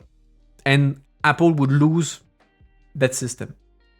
So from there, you have two options. Your Apple. Option number one, you get on board the single charger train and you make it your own standard. Or you build a common charger that is acceptable for you. That's what most phone companies did. Most of the phone companies say, okay, we're going to join the initiative to build a common charger. Or you have option number two, which is you delay things as long as you can. You know you're going to lose at the end, but it doesn't matter. The victory is delaying as long as you can the decision. You know you're going to lose. But between losing tomorrow or in 10 years, it's much better to lose in 10 years. Especially if you're Apple.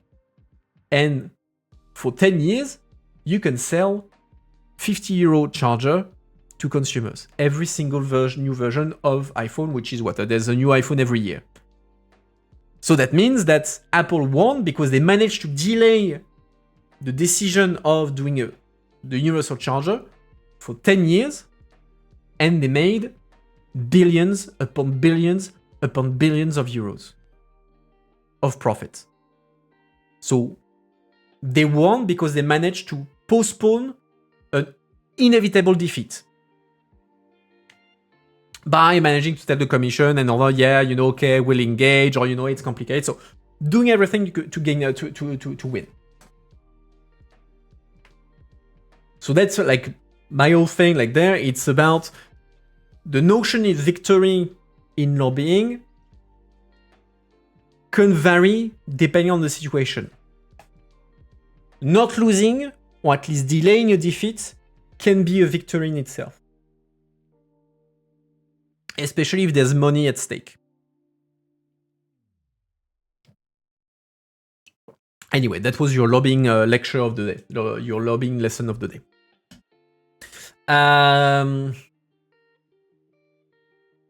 It's still a defeat long term.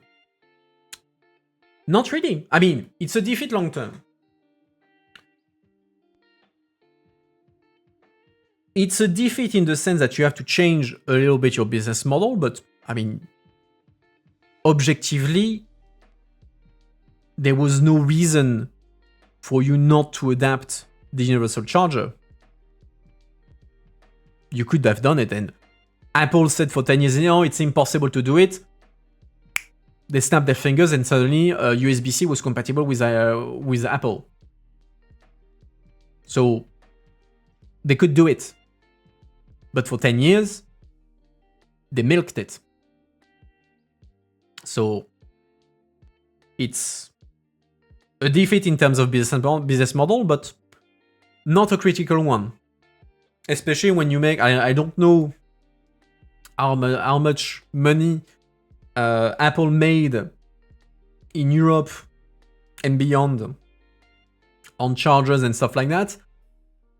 I think they made quite a lot of money, quite a decent amount of money, so that even if they lose 10 years, that's 10 years of billions of euros that they were able to make extra on that.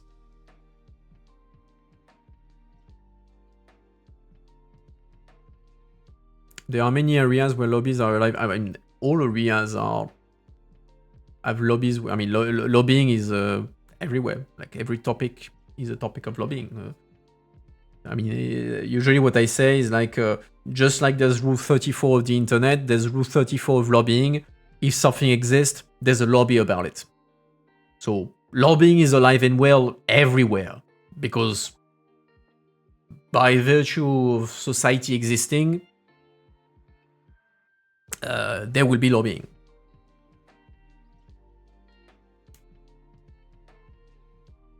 What about Facebook and other anti-privacy companies sitting in Ireland?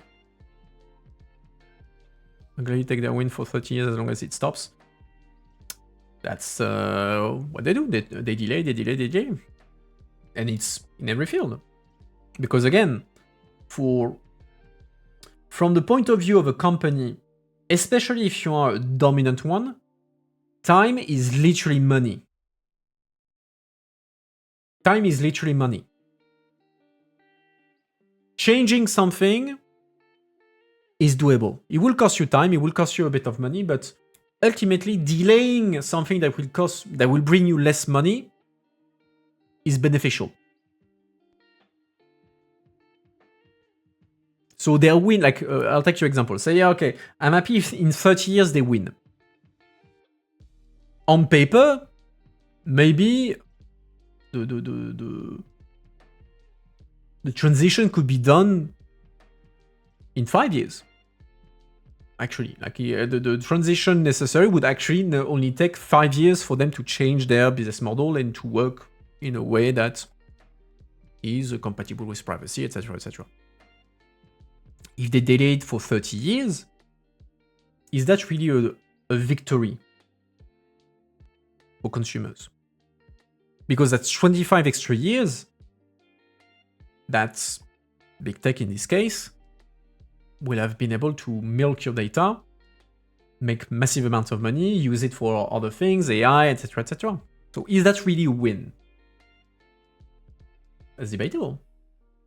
You could argue very well, yeah, but in the end we won. They changed their business model. It took 30 years, but we managed. But you could also argue, yeah, but they got 30 years where it could have been done in 5. And that 25 extra years was able to facilitate them do AI, kill out competition, etc., etc.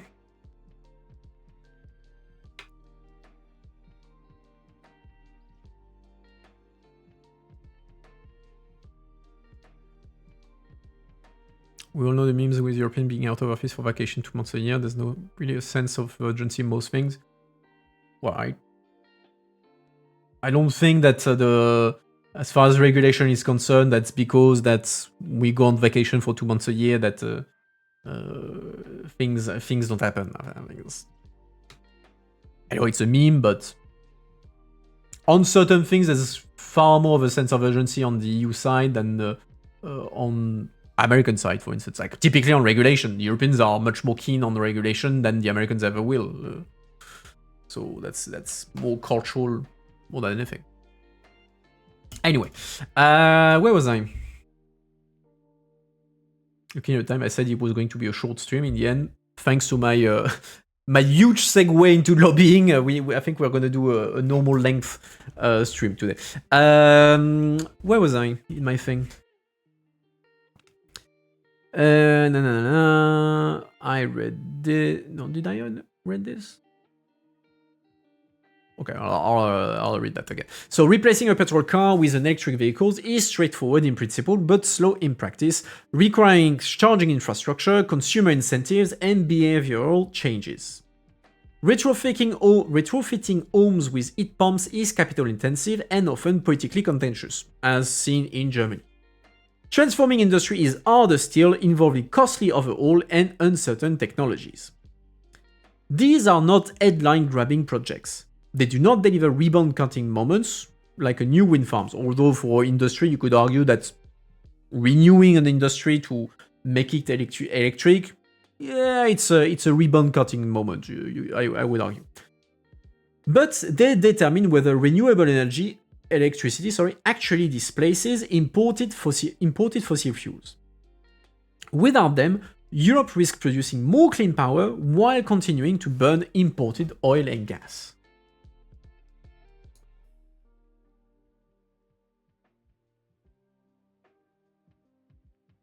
There's lack of a sense of urgency. in the lack of cash in most cases, US and Asia seems to be able to mobilize greater sums. I mean, that's the whole debate on the capital markets union. The fact indeed that there's much more capital available in the US or Asia, I think so, but I'm not an expert on Asian. I'm not an expert in capital markets in general, but I know less about the Asian capital markets than the US. Hey, Mesky. Alright, let's continue. Even under optimistic climate scenarios, electrification of Europe's economy is expected to reach only around 50% by the 2040s. So again, like to recall, currently, 50% of all electricity that is generated is renewable. Wind, solar, etc. But that 50% in electricity generation only represents 20% of the overall energy consumption. Meaning that, so we are 20%, and right now, in the most optimistic scenarios, we could push to 50% by the 2040s.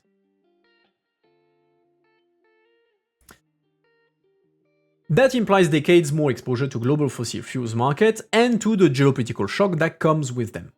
So typically what's happening in Iran. The uncomfortable conclusion is that Europe's energy transition, as currently structured, has not failed on its own terms. It has succeeded in greening electricity, but it has failed to deliver what many policymakers implicitly promised: energy independence. Closing that gap would require a shift in priorities from building more supply to transforming demand. It would also force a more contentious debate about domestic fossil fuel production, at least in the medium term. Absent that, Europe's energy story is likely to remain what it has been for the past 20 years, cleaner but no less dependent. And to an extent, we're seeing that sort of reflection in this mandate on the new shape of the Green Deal, because now the green policy at EU level is more of an industrial policy. The official, I haven't yet remember. I don't remember yet like the official new name of the. It's not the Green Deal or the Industrial Green Deal. Like I always forget like the name of the new policy, but basically how we make the Green Deal for industry. And that new focus on industry is partly how do we electrify heavy industry. So focusing less on the energy production and more on the energy uses and electrifying heavy industry, and encouraging the change in technology, etc. So focusing more on the reducing ultimately the overall consumption of fossil fuels, and then also protecting the market from outside competitors that are built on that are made using non-green energy.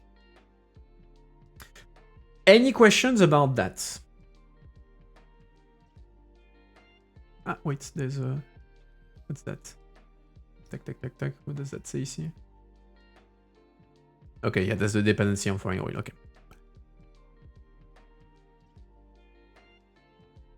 Speaking of energy, do we ever have a chance to see the stop of daylight saving times happening in the coming years as it was planned before COVID? That's a gadget policy among gadget policy, so I wouldn't put too much hope on that. Like, I mean, that was a gadget policy to begin with, so I would argue that's something that is not really at the top of priorities at the moment.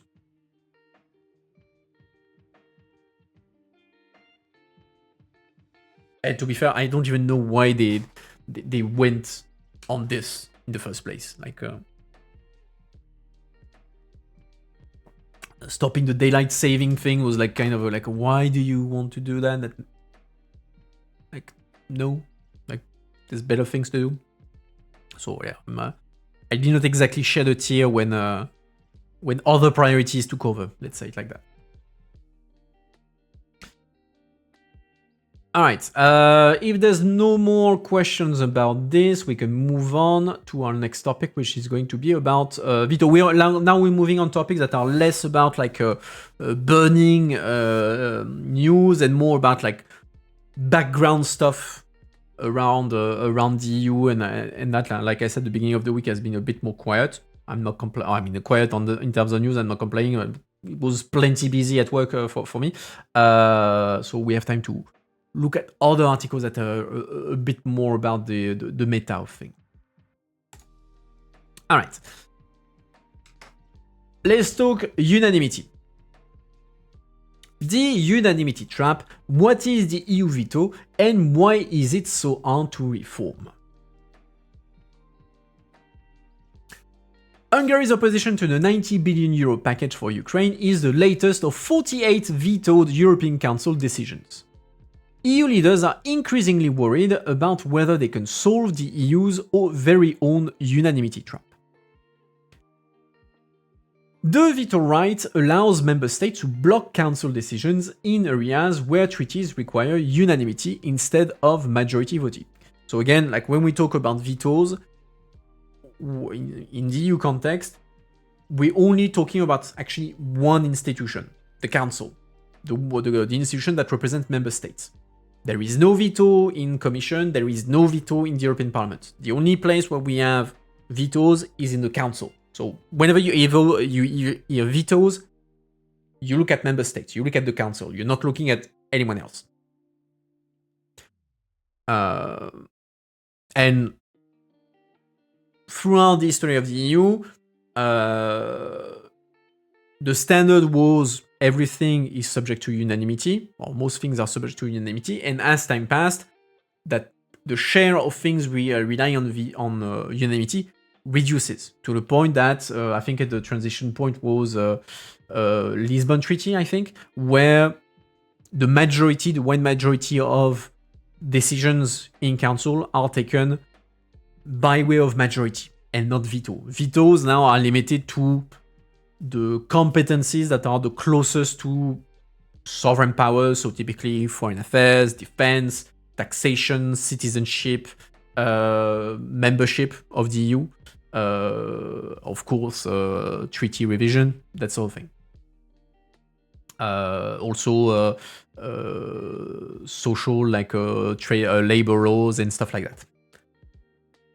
Where was I? Okay, activating this power can plunge the entire EU into political gridlock. A single opposing member state is enough to prevent proposed actions from being adopted. National governments use this right only if they consider that council decisions harm their sovereign interest. Yet, it is increasingly used as a power move to extort concessions from the EU, especially after Russia's invasion of Ukraine in 2022. So basically, you are putting a veto not because you actually oppose or really oppose in a hardcore manner the substance of a decision, but because you use that as leverage. I'm vetoing that thing that is important for you in exchange, and I will leave my veto if you give me something that has nothing to do with that decision. Like I want EU funds, I want that change on something where it's not unanimity, it's majority, and I'm in the minority, etc. So the veto becomes blackmail, a weapon of blackmail to an extent. According to Michal Ovadek, lecturer in European institution, politics and policy at the University College of London, member states have used their veto power 48 times against foreign policy files, of course the budget is subject to unanimity, budgetary decisions and enlargement steps. Let's not go into the physical criticism. Let's be at least a bit constructive. So with 21 vetoes, Hungary is by far the most obstructionist country. Poland halted 7 counts. I would be curious to see like from where they started to count the vetoes. So Hungary is by far the most obstructionist country. Poland halted 7 council decisions, followed by Greece, the Netherlands, and Austria, each with 2 vetoes. Other member states, such as Cyprus, Romania, and Bulgaria, have exercised unanimity at least once. So while 80% of all EU legislation is adopted through qualified majority, unanimity remains central in the European Council. This means that all 27 member states need to agree for an action to be adopted and implemented. If one member state uses its veto power to vote against a decision, the decision cannot take effect and the entire process is paralyzed. The European Union is a complex animal. Decisions are made differently across policy area, and member states have strong incentive to exercise power. This is a major issue because it can really block decision making at a time where unity is needed, said Patrick Müller, Professor for European Studies, Center for University of Vienna, and basically he's in Vienna. Unanimity exists because the EU is a union of sovereign states, not a federal union. The EU is an international organization. They function because states agree to transfer some sovereignty, or depends on the type of organization, and so they are the one who decides whether something happens. So that's common. That's let's say the default functioning in international law. Member states have vetoes. This means that national interests outrank European objectives. By allowing unanimity, the EU did not want to force member states to agree to political decisions that go against their constitutional identity. In 2009, the Lisbon Treaty expanded the use of qualified majority voting. Today, unanimity remains the rule in key policy areas: common foreign and security policy, defense, enlargement treaty changes, and part of the EU budget. Those in favor argue that joint decision guarantees strong democratic legitimacy. Of course, if we can agree on something that is supported by everyone, well, the legitimacy of that decision is very strong. Every single person agreed on that text. It also protects a fair consensus-based approach and power equality between larger and smaller member states. If you have unanimity, France and Germany cannot just walk on the small member states. And everyone's concerns are equally taken into consideration. Besides leading to slow decision making, unanimity can prevent the EU from being a responsive actor. Critics say the lack of consensus leads to a fragmented response to major crises. This carries huge geopolitical costs, weakening the EU's credibility and allowing other powers to fill the vacuum. Typically, foreign affairs, whenever you have a foreign affairs debate where member states are divided, basically the EU can't do anything. Case in point, the Israel-Palestinian conflict. Half of the EU thinks something, the other half thinks the opposite. They can't agree. It's a unanimity policy area, meaning that the EU can't say anything meaningful, apart from war is bad. So that means that we don't have like a credibility. Nobody's relying on the EU to do anything. And, others are doing the heavy lifting because, the EU can't say anything because it's too divided to take decisions. And there is unanimity. Yeah, we're very concerned and we monitor the situation, typically. Where was I? Okay. In Brussels, debates over unanimity have reignited since 2022. Hungary's repeated vetoes of sanctions package and financial aid for Ukraine fuel concerns around Europe's growing political deadlocks and paralysis in response. To increase efficiency and streamline the decision-making process, French President Emmanuel Macron proposed extending qualified majority to other policy areas in 2022. And that's like a very old, it's not specifically from Macron, but it's a very old discussion. Should we reduce the number of domains where there is still unanimity? And go instead for majority system, and so you have debates about that. The problem, and like I said, the history of the EU is slowly policy areas in the council going from unanimity to majority.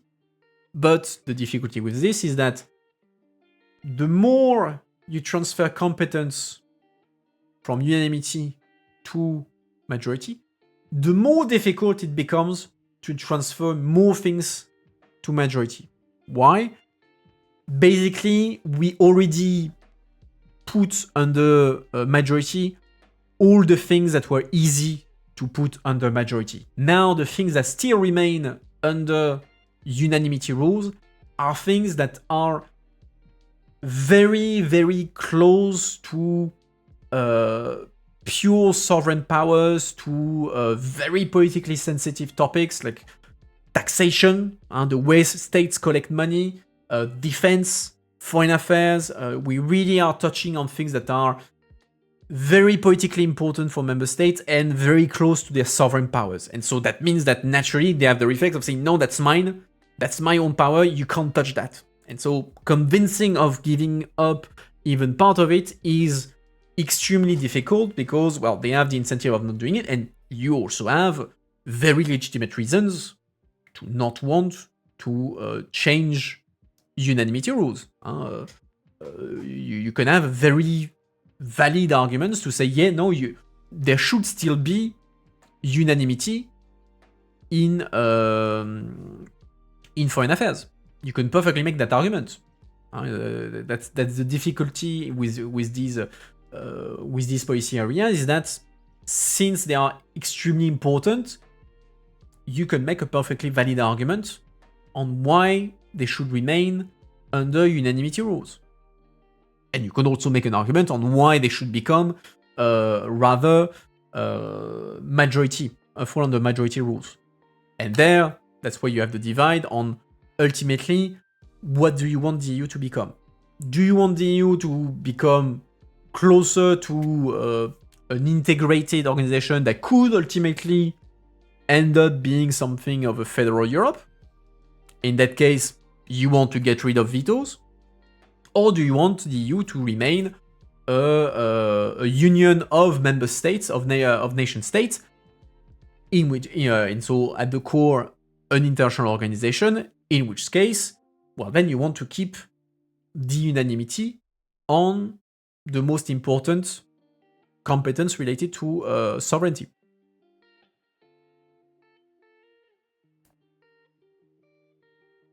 They could consider limiting the usage of veto with at most once per year or something like that. I mean, you can be creative. I mean, ultimately, it all depends on what is politically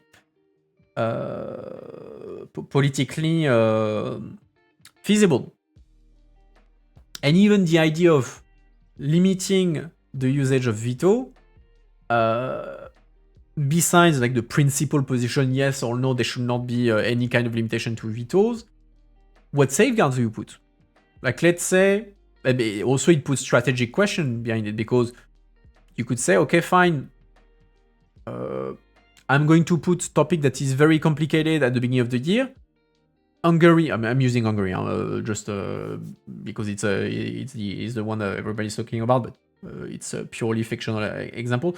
Hungary is going to use its veto, so they burn their card for the year, and then you're going to put other legislation that go against Hungarian interests, but since they can't anymore, they already use their one joker, veto joker, they get rolled over by the other. So you could argue, well, that's not very legitimate because they don't have anymore anything to defend their own sovereign interest, and you could force on them things that are extremely bad for their own national interest. Up to you to define your absolute priority. Yeah. But to define your absolute priority, that requires visibility. So, of course, you can define that if you know on the 1st of January, okay, here's all the decisions that I will have to take until December. If you have that, indeed, you could decide, okay, among all these topics, this one is the most important. And that's where I will use my veto. But you don't have a crystal ball. So on the 1st of January, you don't know how many decisions you will have to take until December.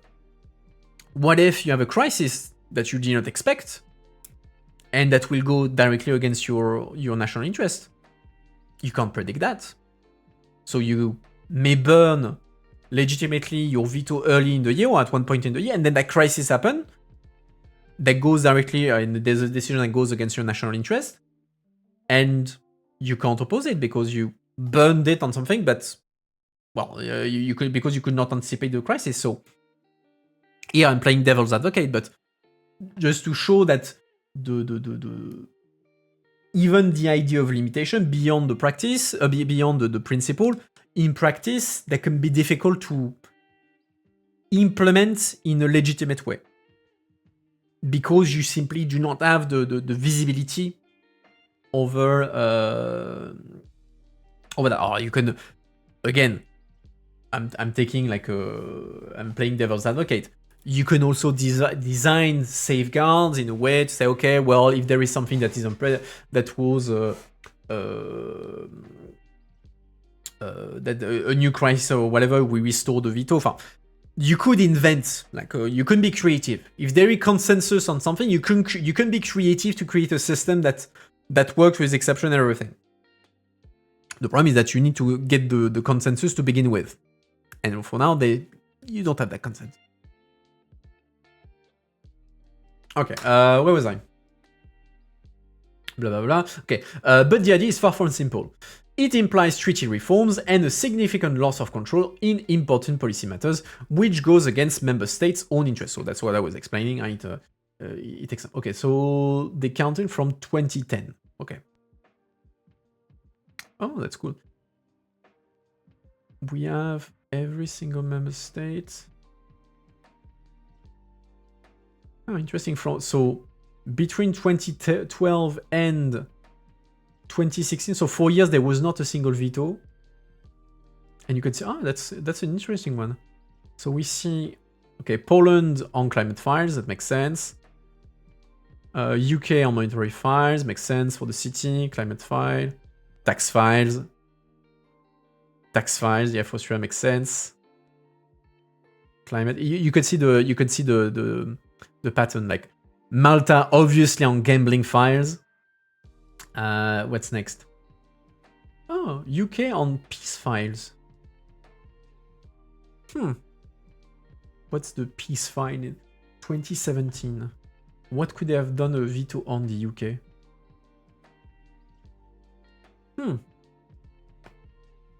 I don't know. I don't recall.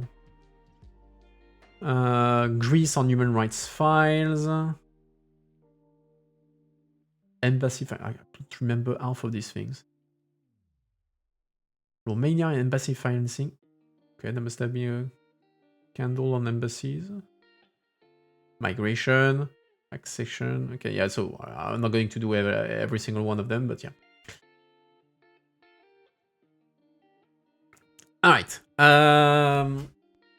So European Council President Antonio Costa said that no one can blackmail the European institutions after Hungary vetoed the Ukraine loan during the March European Council Summit. Well, nobody can blackmail the European institution until they do, which is pretty much what Hungary has been doing with some level of success throughout the years. So, despite being used to constraints imposed by its unanimous decision-making, Europe is grappling with member states' strategic use of veto powers. Member states have increasingly used unanimity as leverage. They use one policy decision, such as sanctions or enlargement steps, to extract unrelated concessions. In most cases, countries aim to bend Brussels over frozen EU funds and rule of law disputes, while arguing to defend national interests. So that's the typical Poland, Hungary kind of vetoes throughout the past few years. This happens because formal safeguards from member states resorting to veto power are missing, Mueller argued. So everyone can weaponize the veto however they want. Member states deny any link between the vetoed decision and their extortion. Acknowledging it would mean admitting to abusing treaty-based unanimity. It would weaken the leverage power and increase legal and political risk. Instead, they insist that their veto is purely decision-specific and in defense of national interest. Of course, I'm completely opposed to that one thing in that one article in some regulation. Yeah, it's for me, it's like the end of the world if that passes. Oh, well, you know, I have this other file like there, like to get a few billion euros. I mean, that's unrelated. That's unrelated. It's something that is a decision taken at through majority. I'm in the military. I respect that, but I mean that'd be great if that was unblocked. Of course, unrelated to my veto. Of course. Oh, you unblocked my file. You unblocked my funds. Oh, it's very generous of you. And upon looking again at that article that I was blocking, well, I think we can find a solution. We can find a wording that works, and we can move on. But yeah, I'm glad we had that discussion. Of course, completely unrelated. Where was I? Okay. Hungary tries to veil this link, so it's not easy to detect if it's not explicit. It gives the illusion that these things are about foreign policy. One could just call it blackmail or, you know, hard bargaining, Müller told Euronews. According to two Hungarian, acting co-director of the Jacques Delors Center in Berlin, veto is often used close to national elections to gain consensus. Raising the veto is also a way to signal to the national electorate that perhaps national interests are protected, or that a government is, he put it in quotation mark, standing up to Brussels, Nguyen said. There's not so much illusion anymore. Yeah, I mean, sometimes it's very blatant. Okay, so here we have the number per member states. So in 10 years, yeah, by far Hungary and Poland were the bigger users of it. France used it twice. Okay, out of curiosity, I'll try to find where we used the veto for the French.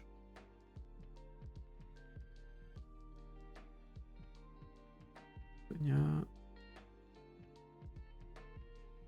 Hungary. France accession file. 2018. 2019. Huh. Who could we have used the veto against on accession file in 2019? I don't think it's Turkey, because Turkey's process is frozen since 2017, 2018. Serbia, maybe? Maybe Serbia? And it's two accession file in a row? It's an election year as well, so maybe it was Turkey? West Balkan, if you remember correctly? Yeah. Yeah, that would track. That would track just before the elections. Found this? Okay, let's see. New scramble for Western Balkan. What's the date? October 2019, so that's after the elections. Alright, let's see. Refuse to decouple the accession process of Albania and North Macedonia. What's the reasoning? Okay, it's because he's weaponizing. Okay, he wants to push the other to do shit. He wants the other to do internal reforms of the EU before doing. Okay, I understand it. I understand the logic of it.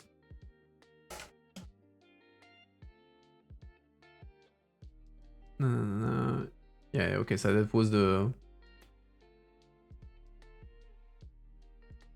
That's the push. Okay, that makes sense.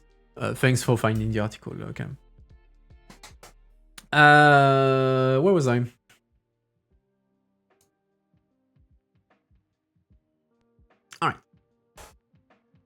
What are the options?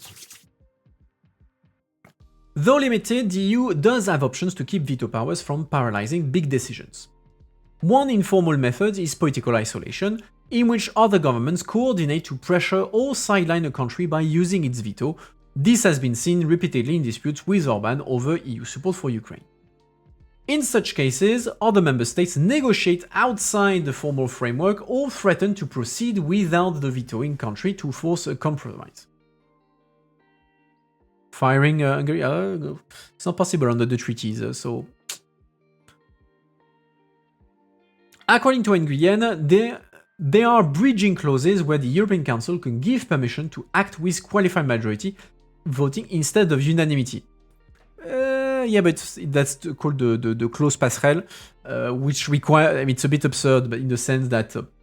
so in the treaties, you have the clause passerelle, the bridging clauses, that say, okay, you can decide that one file that normally should be adopted by unanimity will be voted by majority. So you transform, exceptionally, a unanimity vote into a majority vote. But it's a bit absurd because the transfer from unanimity to majority, you need unanimity. So if you had unanimity to begin with, you don't need the majority vote. So that's kind of self-defeating. Okay, so bread transition qualified majority voting requires agreement from all member states, so it's de facto neutralized. There have been some creative solutions in the past. In the EU Council in December 2023, member states came up with the famous coffee break, where Viktor Orban left the room, then the rest could decide. This presupposes that the member state that is vetoing the decision is leaving the room or voluntarily lets the other go ahead with the decision. So there what happened in December 2023, there is a decision to be taken around Ukraine. Orban and Hungary is opposing that decision. Has to be taken by unanimity. But the solution that is found is, okay, we understand, Victor, that you cannot vote for that thing. You cannot be seen as Hungary voting in favor, I think it was the enlargement of an enlargement decision. You cannot do any vote in favor of Ukraine's admission in the EU. So you can't vote. So grab a coffee. You leave the room, and that way, in the absence of the member states, it doesn't count as unanimity not being met. The people in the room, if all the people in the room agree, that's unanimity, even if there are people missing. So you go get a coffee. We get to vote, there's unanimity, and you can say, well, yeah, Hungary never voted. Yeah, it really happened. It really happened. Like, so basically, Hungary leaves the room, can save face by saying, I did not vote in favor of this, and the vote goes through. Except that for this, well, you need the agreement. Orban knew about what was going to happen. It's a political compromise that they found. Indeed, it was Olaf Scholz who found the solution. You need the agreement. Orban knew that by leaving the room, he was leaving the room to let the other vote without him and de facto go around his veto. If Orban doesn't want to play ball, he will not get a coffee. So that solution works only if Orban himself agrees to it. Why not simply abstain?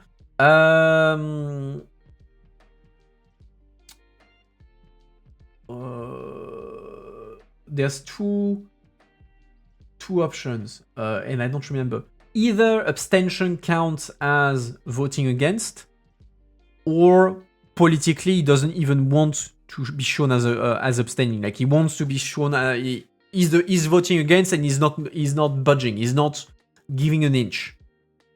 he doesn't want to undermine his own veto by abstaining rather than voting against. Let me check.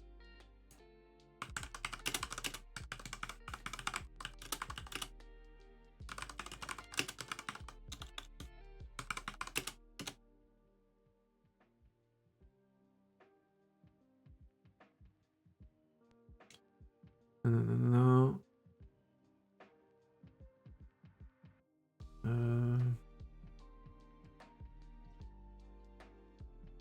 Okay, no, the abstention does not prevent the adoptions.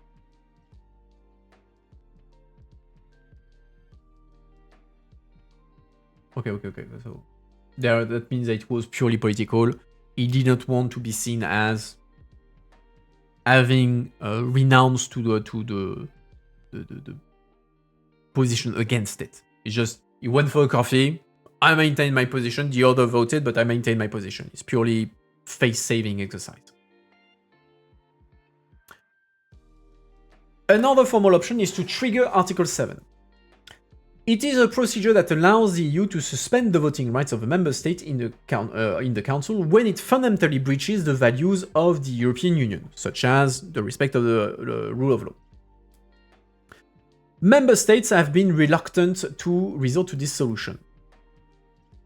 So Orban was fully aware. Orban knew it was an agreement. There was an agreement between Orban and the other member states. It was not made by surprise. Orban knew, like, the agreement was, okay, you're leaving the room, we're gonna vote, and you can still keep save face and say, yeah, I opposed it. So no, it was not. There was no situation where Orban said, oh, "I'm sorry, I have to go to the toilet," and the other are rushing to vote through things that Hungary was not in favor. That would go against the principle of sincere cooperation between the member states. So no. That's why I said, like, you need agreement.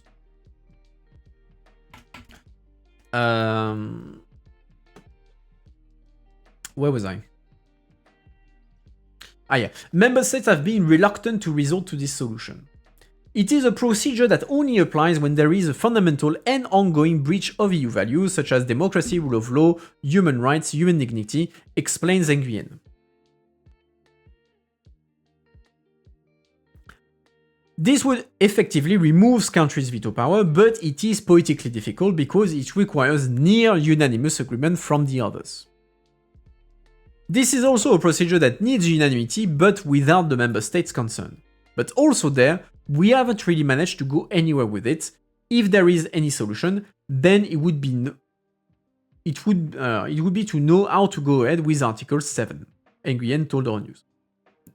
Again, the Article 7, so that's the nuclear button where you can remove potentially the voting rights of a member state if they breach the fundamental rights, the fundamental values of the EU, rule of law, democracy, etc., etc.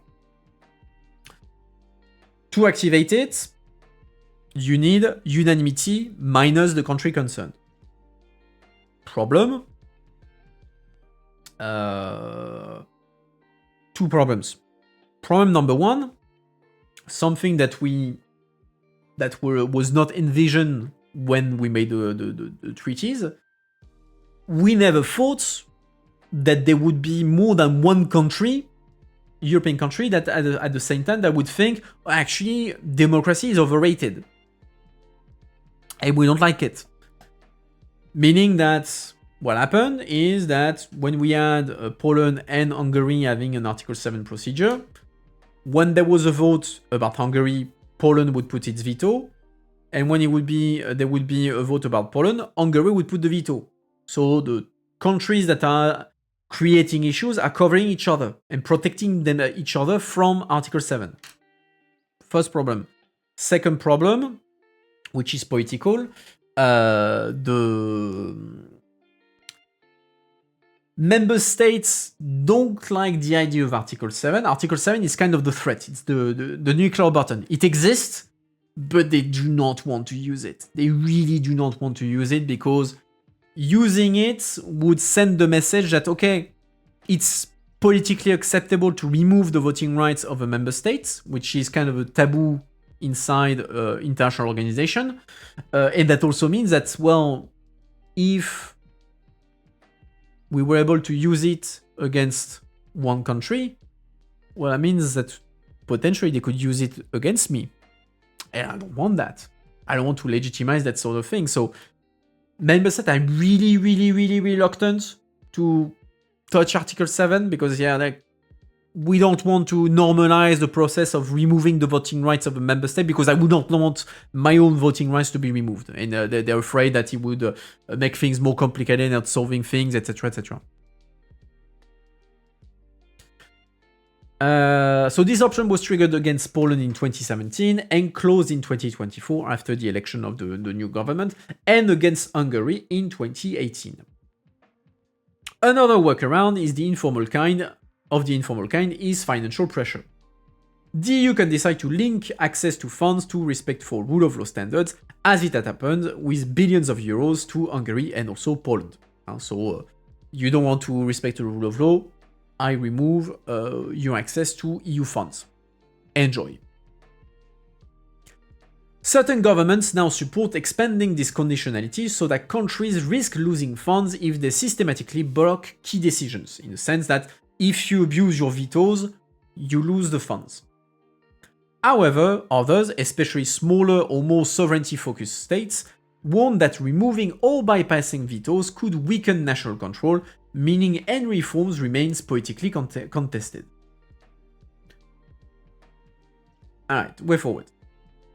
There is no doubt that the EU needs to reform the veto power. This will decide on the Union's credibility, resilience, and role in an increasingly complex geopolitical context. According to Nguyen, today's international tensions require Europe to strengthen unity. Despite the need for a common position, especially on foreign and security matters, what we have seen is a very clear divide between Hungary and the rest of the European Union, she argued. The veto trap might still haunt Europe for quite a while. The big problem that the EU has with unanimity is that you can only get rid of unanimity with unanimity. Everyone must agree to get rid of it, said Nguyen, which of course kind of kills the process when you have a member state that is problematic. Most member states seem willing to reach an agreement and give up this right. Yet Poland's latest veto on a 44 billion euro EU loan for defense modernization on 12th of March proves that disagreements and protection of national sovereignty remain strong. That was a national veto, not EU veto as far as I remember for the Polish. I think it was like the president who put a veto on. Okay, I have doubts now.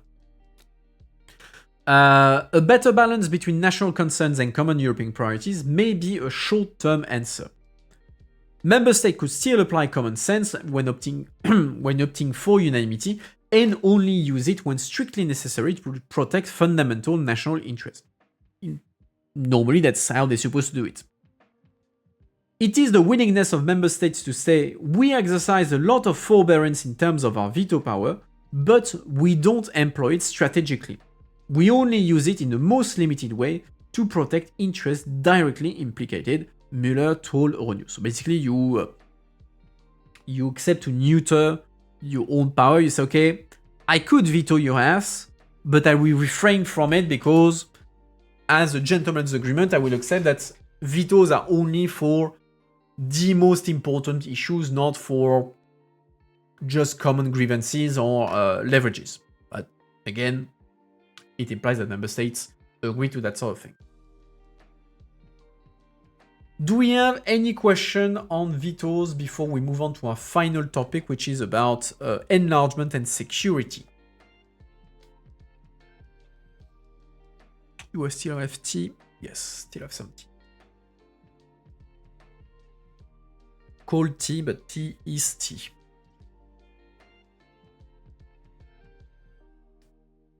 Alright. I don't see any questions. Last article of the day. Alright. We're in the home stretch. So, enlargement policy. Weapons, not wealth. how the EU's lure for new members switch focus. Donald Trump's distancing from Europe means richer countries now want EU membership for protection in a more fragile world.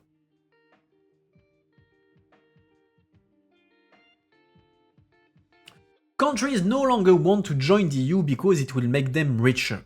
Now it's because it will make them safer. 2 decades ago, as governments in the former communist East attached themselves to Brussels, the economic law was clear. The wealthier West would help raise salaries and living standards. And that was one of the historic reasons why you would join the EU. People would want to join the EU. Join the EU is synonym with allying with richer country, and so improving your economic situation. Countries that have faced, that were poor to begin with, or that have faced economic crisis, join the EU because they see that as an engine for economic growth. Typically, so Southern Europe, Eastern Europe, they were poorer, they wanted to join the EU because that boosts their economy. Northern Europe, they are richer countries, but when they joined the EU, they were facing an economic crisis. And so faced with an economic crisis, the EU became interesting, say, hey, okay, actually, being part of the EU can help me at a time of economic difficulties. So historically, there's always been an economic incentive to join the EU. But that's changing. Now we have a security dimension. But as the post-war order crumbles and politicians question US reliability, better off nations like Iceland and Norway, which considered EU membership before and decided against it, are attracted to Europe's clutches for the security it offers. EU membership has always offered stability and prosperity for European nations, European Enlargement Commissioner Marta Kos told Politico. Now we see that those outside of the EU are increasingly aware that, in a world of competing influences, a seat at the table in the EU also offers increased security and protection. Russia's 2022 full-scale invasion of Ukraine was a major contributor to the shift. But the biggest catalyst is how Donald Trump has acted since his return to the White House in 2025, according to 4 diplomats, 3 EU and 2 national officials familiar with the deliberation in accession candidate countries who were granted anonymity. Trump's decision to slap tariff on imports, his administration's national security strategy that blamed the EU for hastening civilizational erasure, and his threat to seize Greenland, a territory of Denmark and a NATO ally, have all pushed countries towards Brussels, the diplomat said. Iceland looks as it will be the first out of the blocks, with Reykjavik having sped up its timetable for a referendum on whether to resume negotiations to join the EU. Iceland used to want to join the EU. They had a process to join the EU. That process was frozen in 2013. There was a change of government, and the new government said, yeah, no, actually, we don't want to join the EU anymore. So the process was frozen. And actually, this year, last year, there was a change in government, and the government said, yeah, okay, we're going to think about putting a referendum to join the EU, or at least to relaunch the negotiation to join the EU. So that was a promise that they made to Icelanders. And with the Greenland crisis and the famous Davos speech where Trump was constantly mixing Greenland and Iceland. So he was talking about annexing Greenland, but he was always saying, yeah, we will get Iceland. So of course, Icelanders were a bit freaked out by that. And so the government said, yeah, actually, we're going to fast forward the referendum. We'll do the referendum this year. Like this summer, we'll decide whether or not we want to restart the negotiations with the EU. So they will have a referendum in August, if I remember correctly. And if the referendum is approved, and for now, polls I think are pretty in favor of the process to restart, negotiations with the EU will restart, and there are quite a few expectations that could go very fast because, of course, Iceland being a rich country, very close to the EU already, lots of EU laws already applying, etc., etc., etc. the process of Iceland joining the EU could be very fast. It could be done in a couple of years. The negotiation could be finished in a couple of years, basically. So yeah, Reykjavik got freaked out by Greenland, and so they say, yeah, actually we want in. We also want to get the protection of the Europeans because the orange guy next door is not really reassuring.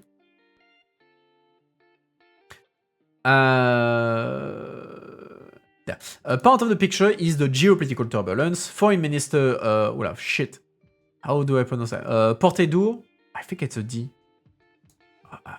Is that a O or a D? Or a D? Shit. No, that can't be a D because the D is there. How the fuck do you pronounce that? Like, I don't know half the letters in this. Is that a P? Like, I don't know what those two are. Is the P, is it a B? Do we have a TH? Folgerur? It's the same. It's all the same, actually. All the letters are the same. One capitalized. Okay. I'll call her Catherine. Okay, Catherine Gunnars de Tyr, told Politico. Shit, and they use the name that I don't know how to pronounce. Shit. Well, okay, we'll get through it. We'll get through it, chat. The first one is a thorn. CH, okay, thorn. Thornge something. Well, we got half of it. Close enough. Okay. We would be stronger in a bigger group with like-minded countries that speak out for democracy, freedom, human rights, territorial integrity. Not to mention nations' right to self-determination, Folgerur, apologies to Icelanders, said. The attraction of joining the EU is defense and security, definitely, but it's also our economic security. For current EU members, allowing wealthier countries into the club is much more attractive than accepting another batch of poorer ones from the East. Easy to sell indeed to the population. All 13 countries that joined the EU since 2004 still receive more in funding than they contribute to the central budget. They are net beneficiaries of the budget, and they receive more money than they give to the EU. That would likely also be the case for the nations on the official waiting list, including Ukraine, Moldova, Albania, Serbia, and Montenegro, because EU contributions are broadly based on the size of the country's economy. If you are rich, you pay more. If you're poorer, you pay less. Those financial considerations mean it will be difficult to convince current members, all of whom would have to give their consent, that these poorer nations should be let in. The existing members would get an even smaller slice of the EU funds. That means that you're a country from Eastern Europe. If you let Ukraine join the EU, you will get less money than currently because the new member is a big country and they need much more EU funds than you, so relatively speaking, you get less money. The second one is an F. It's also a third sound, but it's not the same. Same but different, but same.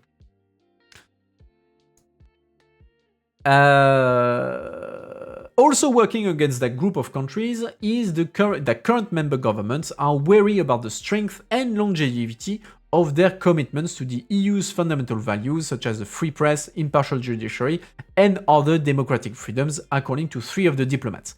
Nobody wants a new Poland or Hungary into the club. It's already a nightmare to manage them. We're not going to get more of that. Thank you very much.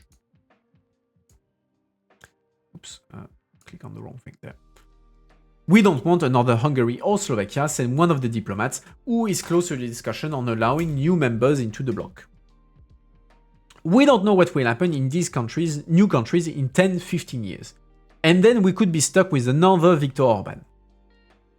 Wealthy countries with long-standing democratic institutions like Iceland and Norway wouldn't face such hurdles. Both are usually among the world's top 10 richest countries when measured by nominal GDP per capita, whereas Montenegro just scrapes into the top 100 and Ukraine is projected to be the 132nd for 2026. Primary difference between thorn and F lies in the voicing. Thorn represents the voiceless dental fricative. I don't even know what fricative is, like the th in thin, while F represents the voiced dental fricative. This. Thin and this. Okay, I see. Vucic and Rama authored an article in German newspaper to let them in even without veto. Even Vucic? I knew Rama, so the Vucic is prime minister of Serbia. Rama is prime minister of Albania. Rama, I knew that he said that he was okay with entering without the veto, but I didn't know that Serbia was okay with it as well. A bit surprising. I mean, to be fair, like Serbia has many problems before like the question of the veto. There's many things that need to be reformed in Kashishkin. Well, yeah, there's probably a bit of that as well. Where was I? No, okay. Of course, it will be easier for Iceland and Norway to join, send an EU official with knowledge of the accession process. They're basically 80% there when it comes to enshrining EU law into their legal systems. Why? Because Iceland and Norway are already part of the European Economic Area. So you have the EU member states, the 27. And then you have something called the European Economic Area, which are countries that are not part of the EU, but that have very close relationship to it. There's 3 countries in the EA, Norway, Iceland, Liechtenstein. And basically these countries are not part of the EU, but they get special access to the single market and many EU policies, in exchange of which, A, they pay money into the EU budget, and 2, they have to apply a good part of the EU law. So that means that today already, Iceland, Norway, Liechtenstein, they're not part of the EU, but they already implement a lot of EU laws. A lot of EU laws apply actually in Norway, Liechtenstein, and Iceland. And that's why, like, if you open a law, a European law, you'll have a directive, blah, blah, blah, and you will have it between brackets with EEA relevance. Let me... I'll take the copyright directive because I know that by heart 2019 790 up, boom, there, voila. I'll show you directly. Boom, boom, boom. All right. So that's the journal officiel. That's an actual directive. So there I'll show you the copyright directive because I know by heart the reference number. So you have the title of the directive, the title, blah, blah, blah, and you have there text with EEA relevance, meaning that countries of the EEA, Iceland, Norway, Liechtenstein, have to apply at least parts of that law. They don't have a say, they don't have a vote, they don't have MEPs, they don't have anything. They can make like a reasoned opinion, they can say, oh yeah, okay, this thing is important for us, etc. But they don't get a vote at the end. But still, they have to apply EU law. So that means that's why they're saying, yeah, already today, those countries already apply EU law to a large extent because they wanted to have access to EU funds, the single market, etc., etc. And so, of course, they have to be aligned with EU law. So that's why it's very easy to make them come in, because the toughest part in any accession process, or the process for a country to join the EU, the part that takes the longest is adapting the national law to EU law. That's the thing that takes the longest time. And so since Norway, Iceland already did that work to a large extent. Well, most of the stuff is already done, so they can kind of speed run the accession process if they want to. Just checking something quickly. There we go. Okay, continue. If they want to join, and it is only up to them to decide if they do, it could be very quick. Like I said, Iceland, if and when they decide to restart the negotiation, within a couple of years, they could be in. They could have finished the negotiation and be in. With Trump repeatedly calling into question Washington's readiness to come to the aid of its allies and even threatening to take Danish and Canadian territory by force, countries that have previously relied on NATO membership for security are now scrambling for alternatives. When it comes to securing its members, NATO has one set of tools, the EU another. Norwegian conservative leader Ine Eriksen Søreide, who backs EU membership, told Politico. So the Norwegian conservatives, who are currently in opposition, have said that if they were to come back into power, they would support Norway joining the EU. And that for the reason of security. And that is why being a part of the EU is important also in the security aspect for a country like Norway. We have come to a crucial point where EU membership now is important to us in other ways than before. Similar to NATO's Article 5, the EU treaty has a mutual defense clause, Article 42.7. Its existence came into focus after a British military base on the island of Cyprus was hit by a suspected Hezbollah drone earlier this month, though Nicosia did not trigger the article. It is not a good time to be out on your own, said a Norwegian official. Trump changes everything. Norway applied to join the EU in 1992, but rejected membership in a referendum 2 years later. It's even funnier, like Norway refused twice to join the EU. Initially, the very first time they were supposed to join in the 70s. So the very first batch of countries that joined the EU was Ireland and the UK. Initially, Norway was supposed to be part of the package. Norway was supposed to join, and in the end they said no. Norway cancelled its application. Then, fast forward to the 90s, new batch of enlargements with the other Nordic countries, Sweden, Finland, Denmark. They did the application. They did the entire negotiation. You have a treaty. They signed a treaty, etc. And at the time of validating it by referendum, well, Norwegians say, well, actually, no, we don't want to join the EU. And so Norway did not join, and then cancelled altogether the process of joining the EU. So actually, Norway did not say no once; they said no twice to the EU. While the majority of Norwegians still don't back EU membership, the yes camp has been growing for the past 18 months.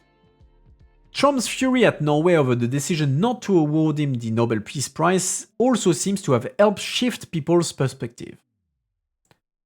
Iceland applied for EU membership in 2009 amid a financial crisis. Again, when you're a rich country, economy becomes relevant when you have financial crisis, because Iceland basically got its economy seriously hampered after the 2008 financial crisis that basically nuked the banking system in Iceland. And so because of that, say, yeah, actually we want to join the EU, and then they froze the talks in 2013. So yeah, froze the talks in 2013 after a dispute over fishing policy and after a change in its economic circumstances. It withdrew its application in 2015. Greenland joined as a precursor to the EU in 1973 as part of the Kingdom of Denmark. Yeah, you're right, Denmark also joined in 1973. Yeah, because they became Denmark joined in the 90s. What did I say? Sorry. So yeah, Greenland joined in 1973 as part of the Kingdom of Denmark, but left in 1985 after gaining the right to self-rule, also as a result of dispute over fisheries policy. As strange as it might sound, there's also Canada. French Foreign Minister Jean-Noël Barrot and Finnish President Alexander Stubb have both suggested that Canada should consider joining the EU. Bon, I don't think that's going to happen. I know that the notion of being a European country is subject to political interpretation to an extent. Like saying that Canada is a European country is, let's say, stretching the notion to beyond the breaking point. Let's say it like that. Like if you say that Canada is European, I don't see any reason why you could not say that the Maghreb is not European, Azerbaijan is not European, half of Africa is not European.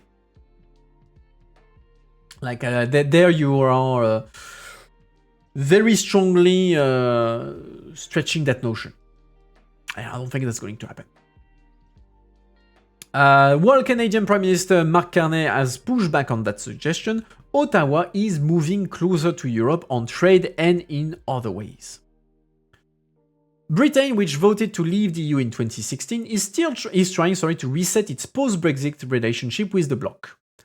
Since voters chose a centre-left government in 2024, UK and EU officials have been discussing deepening the partnership again.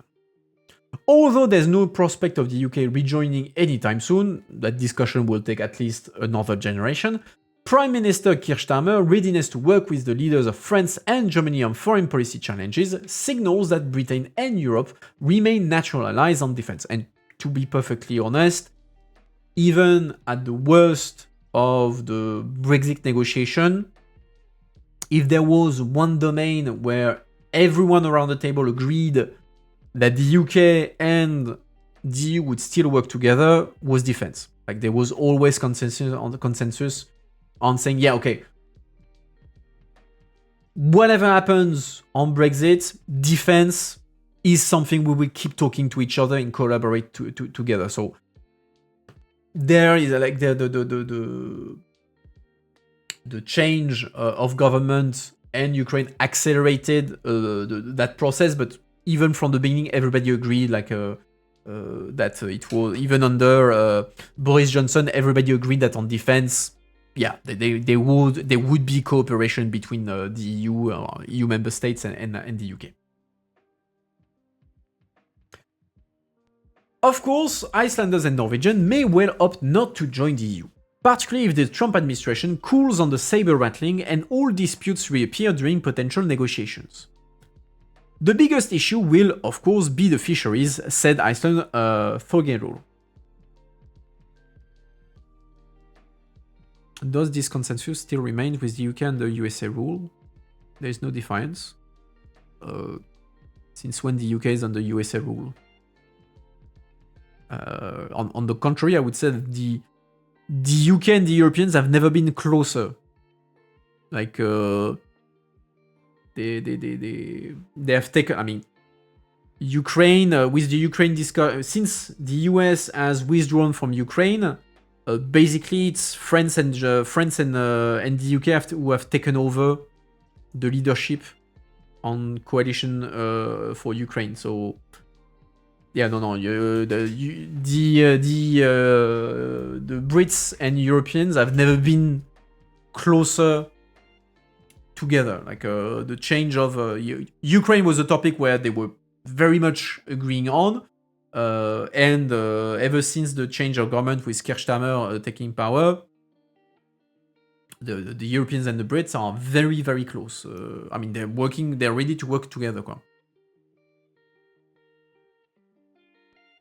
Some EU countries refuse the USA Air Force to land. Spain, the UK offered its aid to the USA with military bases.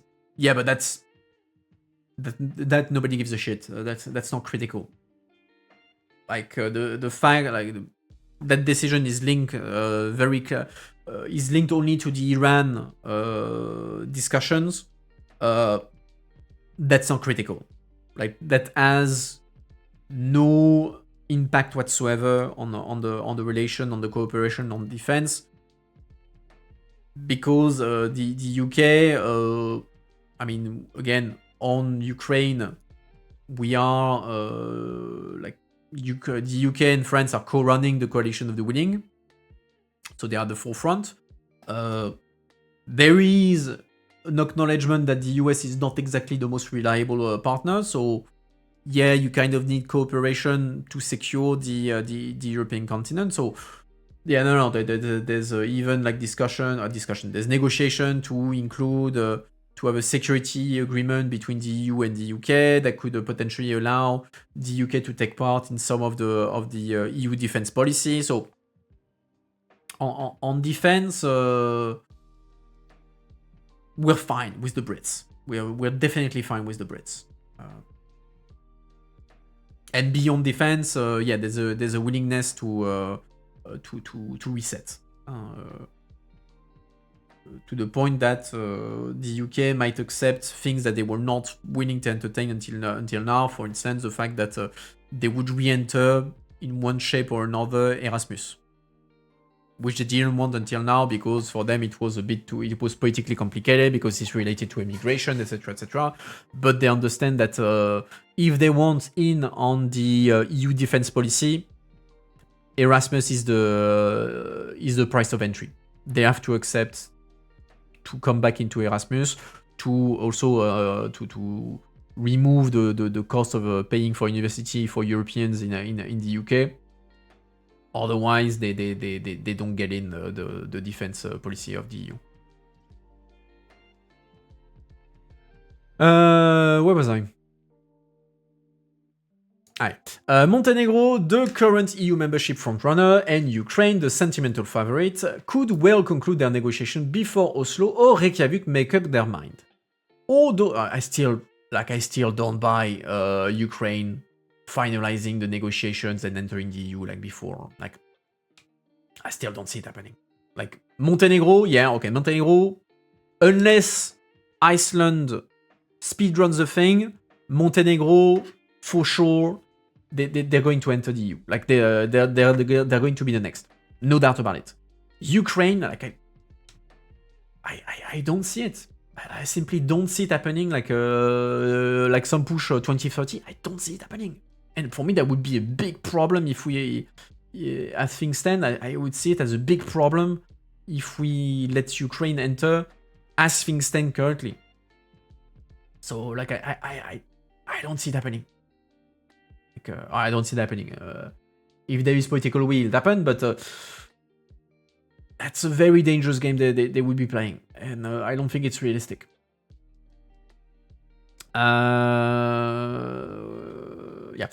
All those capitals that have blocked any expansion of the EU since Croatia joined in 2013 could continue to veto any entrance. But squeezed between Trump's America, Vladimir Putin's Russia, and China's Xi Jinping, existing EU members could also decide that there is safety in number. Russia's invasion of Ukraine, which propelled Kiev towards Brussels, demonstrates the EU's security allure. The drone attack on a British airbase on the island of Cyprus this month underscored the extent to which EU membership was a defense guarantee for Nicosia, which Turkey is blocking from joining NATO. Oh, that makes sense. I never realized that Cyprus is not part of NATO because Turkey is blocking. That makes sense. Yeah, okay. Interesting. So Cyprus is divided into an occupied Turkish Cypriot north and a Greek Cypriot south. Nicosia, that's the capital of Cyprus.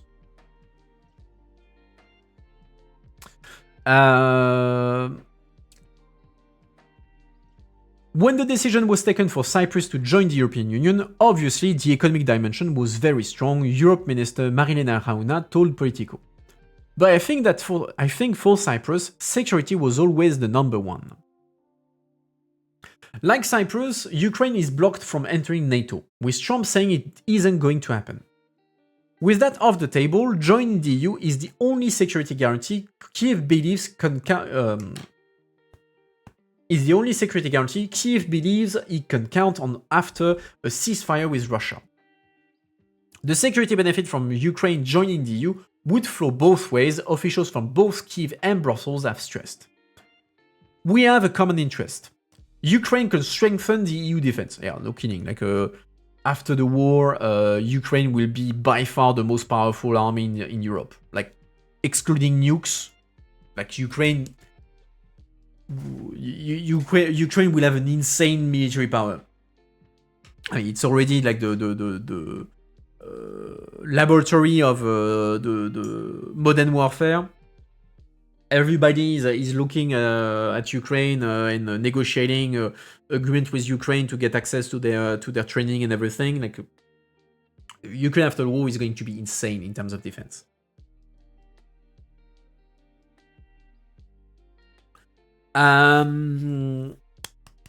Where was I? Oh, yeah. Just imagine if Ukrainian border guards that fought on the front line will be on Frontex, the EU's border agency missions in the Baltic Sea, said Ivan Nagorniak, a Ukrainian government advisor. I don't know if that's the... Yeah, we're going to... Yeah, I'm not sure about that one. For Norway, Iceland, Ukraine and others, the stark reality of the New World Order has started to bite. There is no NATO, there is no US, said the Ukrainian official. There are only weapons, drones, ammo, and there is the EU. Any question on this or on any other topics before we close? And in the end, I said it was going to be a shorter news review. I'm a damn liar because actually we're doing a longer one than usually. So classic. I'm not going against the allegation. Whenever I say it's going to be a short stream, it's actually a long one. It was clear my comments too. Well, then that means I'm doing my job. That's good.